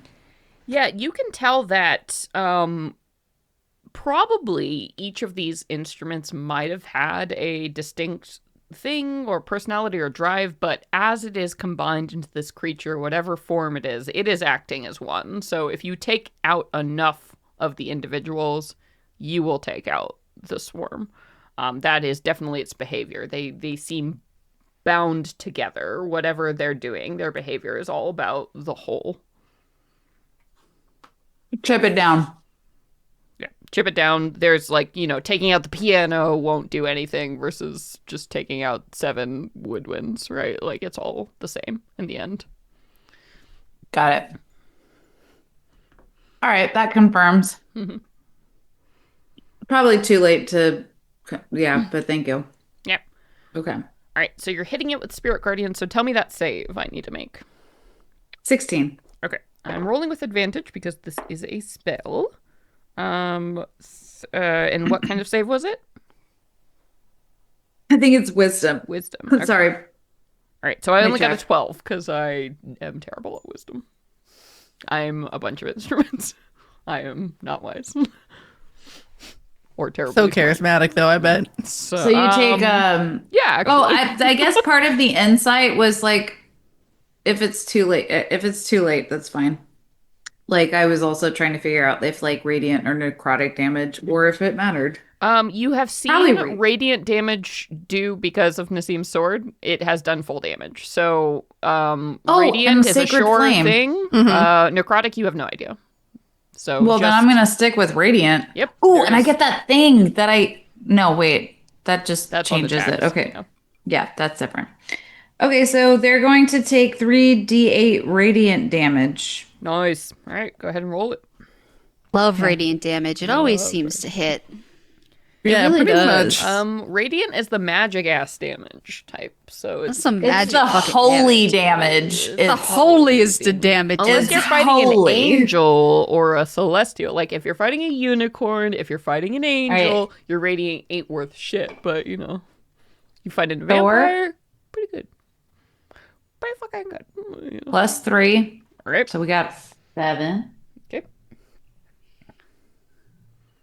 +6. Nice. Okay. So 13. 13 is a good number. All right. This swarm is starting to look a lot less like a swarm and more less of a symphony and more of a Quartet. Quartet. like a quartet because that's only four. But Hold on, no I was like, loopholes. I thought the word quartet, and then I was like, not that many. A few. Chamber music. It's the. Wait, we are. Oh no, we're a triplet. Yep, a trio. Tritet. Trio. Trio. That's whatever it is. Yep. All right. got there. Anything else for you? That was your action to cast Spirit Guardians in your here. So And you have a I would bonus like to action. follow up that I do name the creatures that are unaffected by. Yeah. Yeah. I don't know if you require that, but I'm good. Some DMs Caveat. will, but no, I get okay. you. Do you have a bonus action for me? I don't think you have anything hot to trot in this moment. I mean, thank you for asking. If I can, I would love to use a bonus action. I don't know, just to destroy the profane work. Yeah. Yes. Wait, no. Wait, Destroy that's the an profane action. has That's to an be action. a fiend. Yeah. And also That's an only affects action. fiends or Yeah. undead. Branding smite? Can I fucking That do is that? a spell. You've already spent a spell. Yeah, slot. you don't. Once you've cast a spell for your action, your bonus action's pretty much nothing. Yeah. I'm I don't gonna think you I'm have gonna one. leave this because we already did this. I learned. I'm just reactively looking at my sheet. Yeah. No, I don't thank think, you. I I'm don't good. think you have anything. No. All right. So then we're gonna we boot back up. Oh my god, round 4. This almost never happens in combat. You guys. It's a good villain. I mean, I was like, this is an easy breeze. All right. Well, you know how I like to roll my dice. I know. I'm like, damn. I was like, if Tony was like just smashing though, this would be like, I'm like, oh, half that fucking HP. If Tony was like, you just, yeah, you haven't been there, kid. All right. Symphony. Let's see. What songs have I not played for you? I think we're done. I don't need. We don't need music. I'm going to play the last one. The Ballad of Quickening Steps. The symphony plays a lilting ballad that picks up its pace in startling fashion, increasing its movement and allowing it to do a bunch of stuff. So basically it's like that manic, like, oh my god, Flight of the action. Bumblebee. Yeah, as it begins to just move too fast. Paganini. And it shoots right at you, Tony. As it does so, just like launches across and like consumes you, swarming around you. What it's gonna do is this song allows it to take the dodge action as a bonus action. So it's gonna do that. So its AC increases on this turn as it just the instruments are like whirling around you super fast. So they're gonna be harder to hit. Alas, they're here. And it's going to try and hammer note you twice. So here we go. All right. 14, I'm assuming, is going to do nothing against you. Yeah. All right. Ooh, a 26, though. Yeah. Yep. All right. The one time I don't vanguard or guard. God damn it. Ain't that always the way? The way? We're going to get some bludgeoning in here. Here we go. Where'd I put my D4?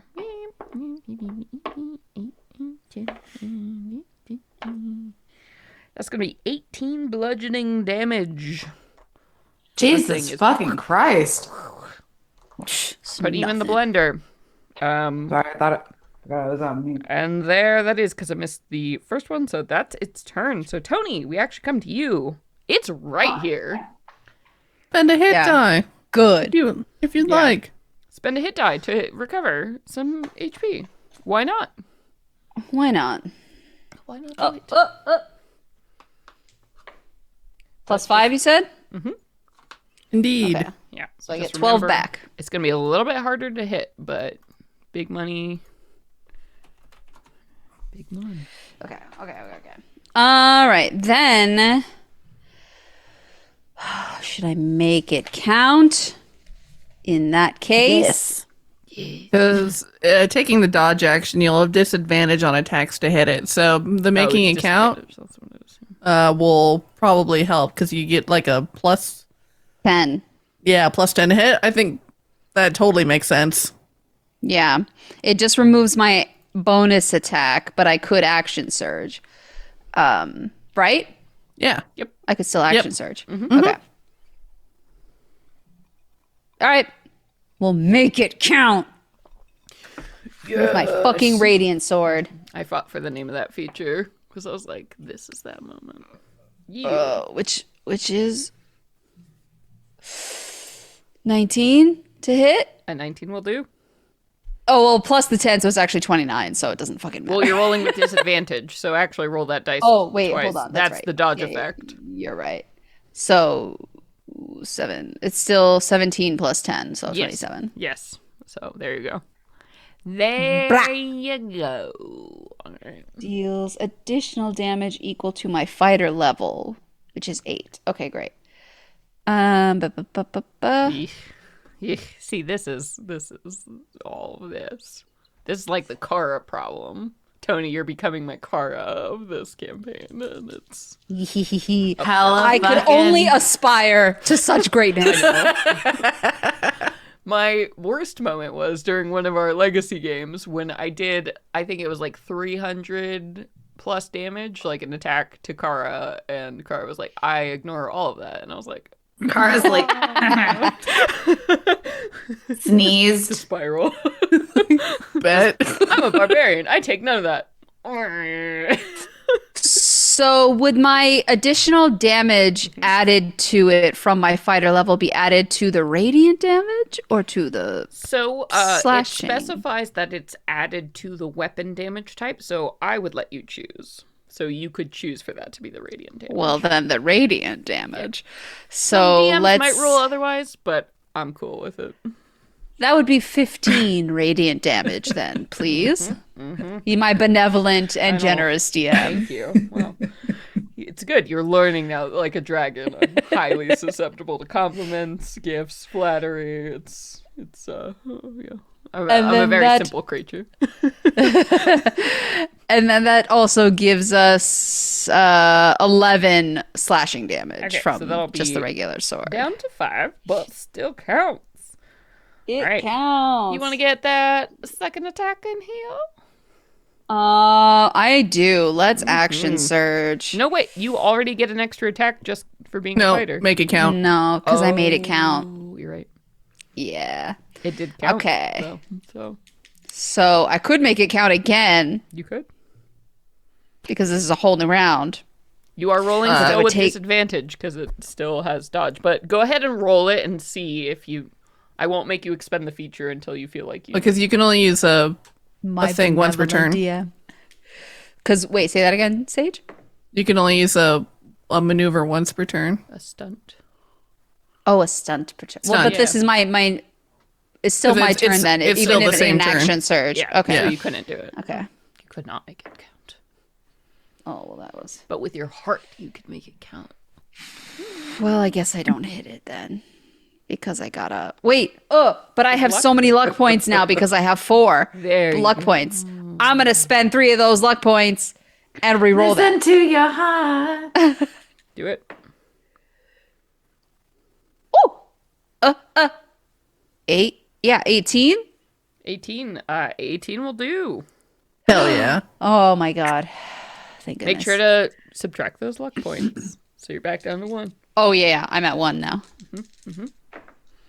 This is why luck is cool. Ew, Look, I like that little. It's like I've a used little. 5 luck this combat. It's come in super clutch. This is Yeah. a good luck combat, for sure. How many squeezes do we get for the dildo toys? Once per day. One. Just one? Yeah, Once they're little common per items. long rest. Yeah. I mean, that's 7. kind of fucking dope, though. 7 more radiant damage, please. No. I don't want to. Plus another 11 slashing damage. Ooh. All right, this thing is looking terrible, but it's still in there because it's only taken 5. Good. And then for my final move, do we want to... Well, I'm not really near any of you, so I guess I won't guard, but... Did you do your second attack for your action surge? Yeah, because Oh my god, Sage! whenever you take an attack action, which includes if you're action surging, you get to take the attack action. So it's multi-attack is how you got to think of it. Listen. Fighter. I would be Fighter, nothing without baby. you. And I'm still a disadvantage, right? Yes. Unfortunately. Oh, but it doesn't matter. I rolled like a fucking queen. Yeah, And queen. that's 22 to hit. Oh God, yeah. Dude, roll. Let the blessings be with Tony, everyone, because it may happen. 5 more radiant damage Yes. with... What is that? 14 slashing damage. Oh yes, baby girl, you needed at least 5. So there it is. When you halved, there it is. How do you destroy this What does it look animated symphony? Tell us. Wow, okay. What's the I final move? imagine... Yeah, they're like circling with the final instrument. You like kill. I feel like the last few pieces left were like the piano was hanging on by a few threads, yeah. and then there was like maybe a couple of brass instruments, a trombone, and then like she hooks her sword into one of the curves of the trombone and swings it around on her first hit and smashes it into the last threads of the piano, and it all just like bursts into pieces. Yeah, just the explosion, like if you've ever like a firecracker inside a piano, right? There's the as it comes out, Yeah. and like splinters of wood and wires and keys go flying, and all of these things are scattered on the ground. And it occurs to you in this moment too, the final exhibit you're about to walk into is called Musicians of the Plains. And as you're looking at these like scattered and broken instruments I here, was thinking about that earlier. you can't help but wonder if this was like, I don't know, the failure or the souls that didn't take or whatever it was of the Corellans that weren't Why you gotta fight us? cool enough Jesus. to exhibit. But as you're looking, Wait. you feel that, and it's not just, narrative. I think there's a sort of a psychic dread that lifts. And while you wonder, and it's a sense of gratitude, I think, is actually what you feel as these things are released finally from whatever they became in this place. Not released in the sense like they'll be here to help you tomorrow, but whatever they had become in these instruments. Set the soul free. Set the shredded remains of the souls. These are the rejects, the rejected versions of whatever the curator did. They were in this back room. I'm gonna need to talk about this later. Yeah. But in this moment, as we come towards the end of the episode, we have a dream/vision in this moment. Boom! We go out of time and space. Tony, as you're like considering the smashed remains of the things in front of you, it's almost like you travel outside of your body and there's that moment, it's almost like a hypnotic feeling, right? Where you're like suddenly outside of yourself looking down and you hear a voice, a very familiar voice trying to reach you, a telepathic communication at the back of your mind. Do you receive it? Yes, yes, yes. Yes. I want it to be arrow, so I receive. Yep. It feels familiar in that same sense. And as you tune into it, you hear Arrow's voice, and you know it's him. It's familiar, and it's contacting you. It's distant, like it's coming from somewhere far away. A call that it's hard to come through, but there's that moment of static as you're thinking, and you hear Tony, Tony, Tony, Tony. Like he's just been calling it over and over. And do you say anything Arrow? back?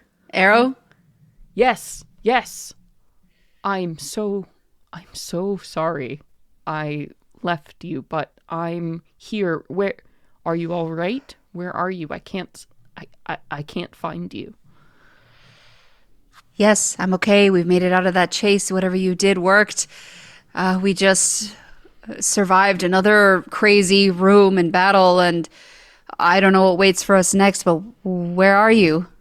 I'm here. I'm all right. I'm still in the museum, but I couldn't sense you anymore. It's like you all went somewhere I couldn't follow. Is there any way I could get something to you? An item? Something important? I don't know. I don't know what to do. Maybe your companions, something I need to... Please, it's very important. Am I still present? Am I still like... Yeah, it's like you're, kind of dissociating from yourself, but if you needed to snap back in, you could absolutely interact with what is happening here. Okay. Then kind of like I'm staring off into the distance. But I'm floating between the two spaces. Aoife, Morana, if you know of a way, I'm being contacted right now by Arrow. If you know a way he can get an item to me, tell me right now. Yeah, I'm scared I'm going to lose him. Tony's eyes are like filled with like a golden like film that kind of shines. It's I don't think any of you have ever seen an angel, but it's very like that kind of like holy light is just like streaming out of Tony's eyes. Oh shit. Uh-huh. Eva's like looking around like kind of uselessly like at her bag and her stuff and like at her wands and weapons and is like, I don't know. I suppose we could try and figure out where he is. I'm glad he's all right. Yeah. I might just be getting excited, but like Throw it at me. I can make a teleportation circle. That I think would take a really long time. What's the casting time on that? 1 minute. Oh, no. You could probably do that. Do you have the components? It's going to be expensive. Yeah, I have them written down. Okay. We have 2 50 uses gold of a pieces. teleportation circle. Ah, nice. Well, I was thinking that this would also probably be our way of getting out of here. Yeah. So you want to save one to get out of here for sure. But And it only lasts for 1 round. I will accept any extra dimensional spell you can have. So like I also have magic circle, that. but I don't think that's the same thing. Something actually like Leoman's tiny chest. I know we talked about how silly that was. Tiny chest or dimension door or I got rid of tiny chest. no. I know, do it's like have Damn dimension it. door. dimension door. Anything that's like a conjuration teleport, if you're willing to spend it, would do. It's an item that needs to be transported to you in this moment. I'm happy to do teleportation circle as many times as y'all are willing to lend me 50 gold pieces. Yeah. We can Yeah, I would say let's do that so we can save the actual spell yeah, 'cause slots. that'll be a ritual, so we can take Yeah. a minute. It's 1 minute. If you Can I communicate borrow that to 50 Arrow- gold pieces? He Yeah, gives you the I have impression chalk he in my has at priest least 1 pack. minute. He has at least 1 minute, but not a lot of time beyond that.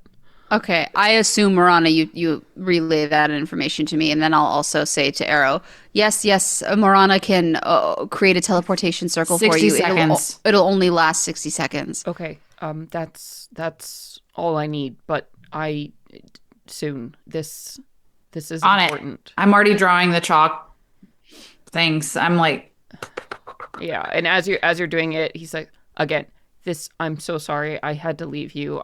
What I found in this place, I don't know.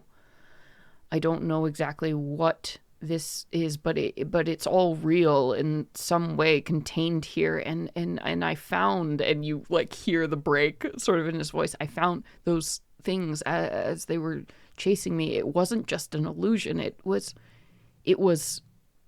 like sand of the dead, my people, and I think this is it. I think with what we found in the Titans' lair and what I've retrieved, I think we can bring them back. I think the Alicorns can live again, and that's all I've ever wanted. To sire anew. My people will live again.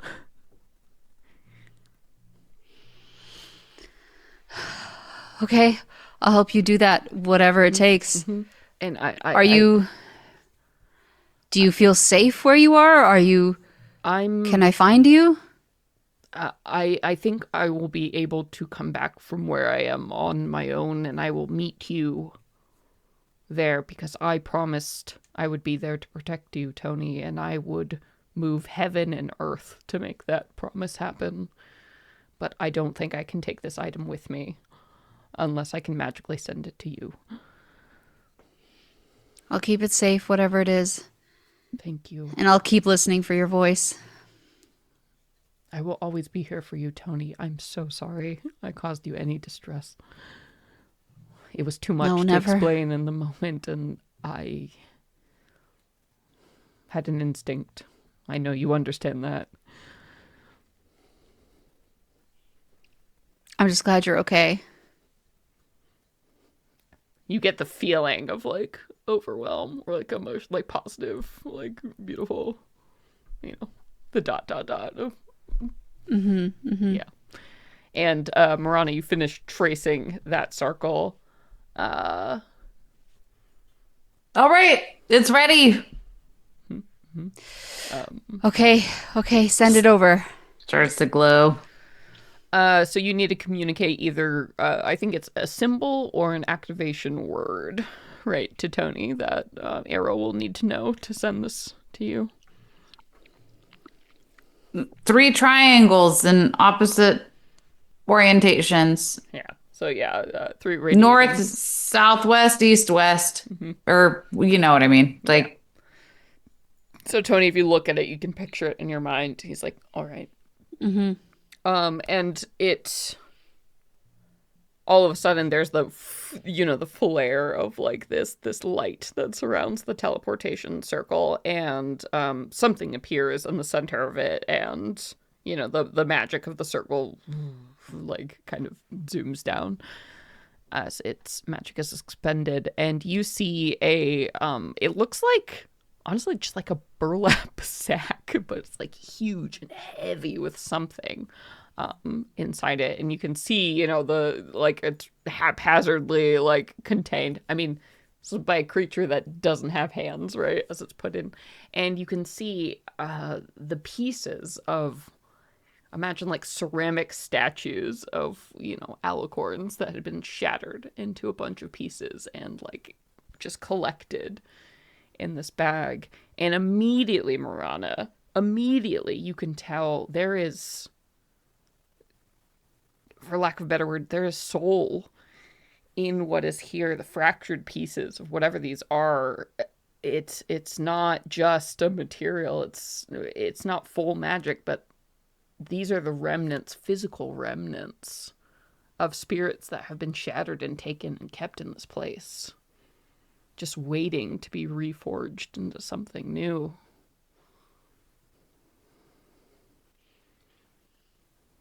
Okay, forget listener. My face.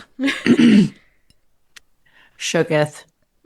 And I think like I'm, like, oh God, how do I describe this? Like the light of a soul might not be visually seen by everyone, but it illuminates on my face and a single tear as I'm watching this come into fruition through this teleportation circle. And I'm just like seeing the thing. I would like to imagine Tony looks at my face before I can acknowledge looking elsewhere. Yeah. Or Eva. I'm transfixed on what I am beholding. And you hear Tony in your mind, the voice is growing distant and distant, like, the communication is ending. But I promise I will be there. Thank you. Thank you for this. It's all I've ever wanted. Thank you. As the voice fades away. You advance to Tier 3 of your symbiosis heroic destiny as you achieve a major goal or uncover a secret in the life of this creature you've bonded to. So, I love Arrow so much. you've helped him restore his people. Now he can have children. He can, reforge them. Alicorns will be in this world, and that's all he's ever wanted. Baby Alicorns, oh my god. That's all he's ever wanted. He's missed his herd so much. What did he send you?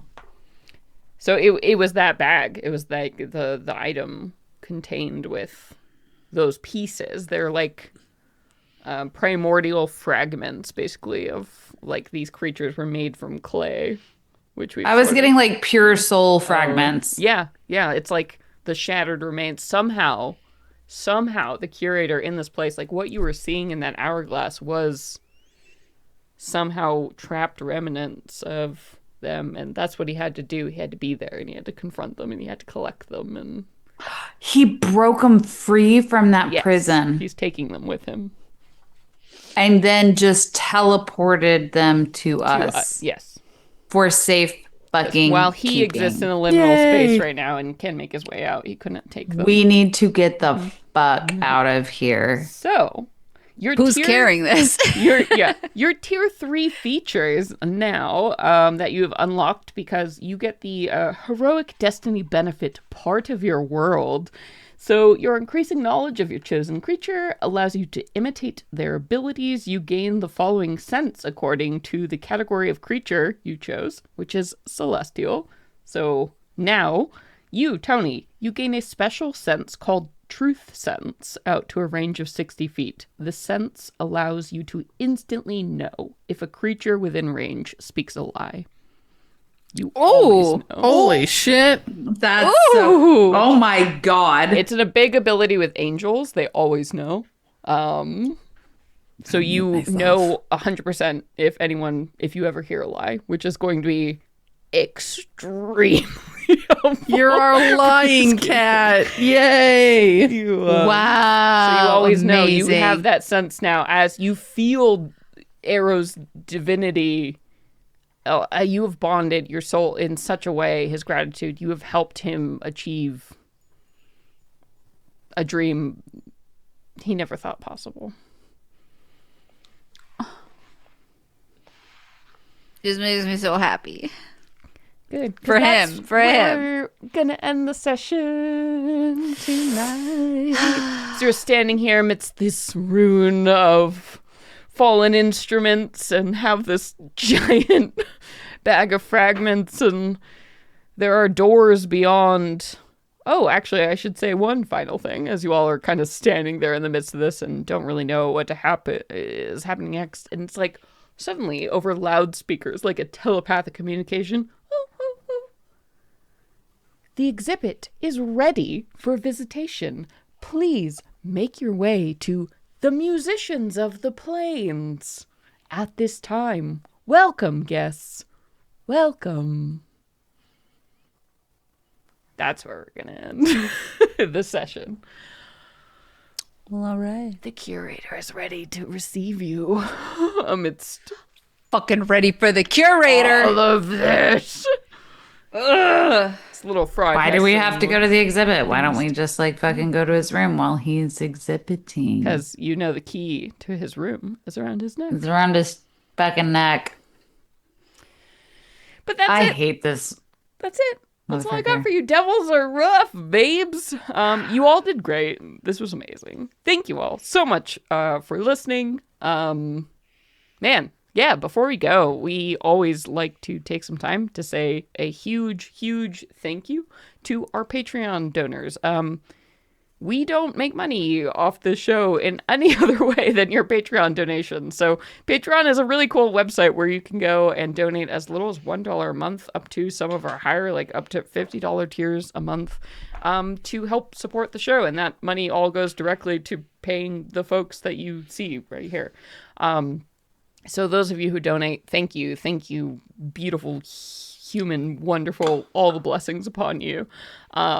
So we're going to take some time to thank our highest donor tier. So I'm going to start things off and say a big ol' thank you to Muffin at the One on Drury Lane. Thank you, Nissa McKinnon. Thank you, Tony. Yeah, babe. And thank you to Chris. Thank you so much, Jeremiah. Can't wait to learn with you so soon. On to Vera's drinking mate. Thank you so much, Fable. Thank you, Destiny. And to one of our many mods in our Venture Maidens Discord server, which you should join if you haven't already. Must. But Markalai, a huge thank you to you. And thank you so much, Mrim. And thank you, Steven. You all are beautiful, wonderful, incredible people, and never you doubt it. This is Facts. your message of love and validation coming to you from across the internet. Take it. We demand it. And then beyond that, though, as Sage said, join our Discord. It's a super positive and lovely and very active community. It is open to join to anyone. So go to venturemains.com. You'll see a link there. Any of our social platforms, you'll find a link. If you're watching this, you'll find a link. Do it. Join. Why not? Hang out. The world is hard. Let's make it a little better together. But that's it. That's all we got for you this week. So we'll see you in a bit. And until then, everybody. Oh, wait. I have been. Nice I'm recovery. remembering my outros, and I have been your game master, Celeste Konowich. I have been your shooketh Eldrin cleric, Morana, Brittany Quintero. And I'm Nassim, and my hope has been renewed. After speaking with my boy as your orc fighter, Tony Silvertail. And I'm Sage, and I have been your striking satyr bard, Aoife Flannery. Revivifying. Y'all did great. This is good. This is good. Can't wait to see what happens next time. But until then, everybody, Venture away! Oh my God. Away, everybody! A little cat here. Oh my God. Oh, bye. Pissed You her get right a off. die. You get a die.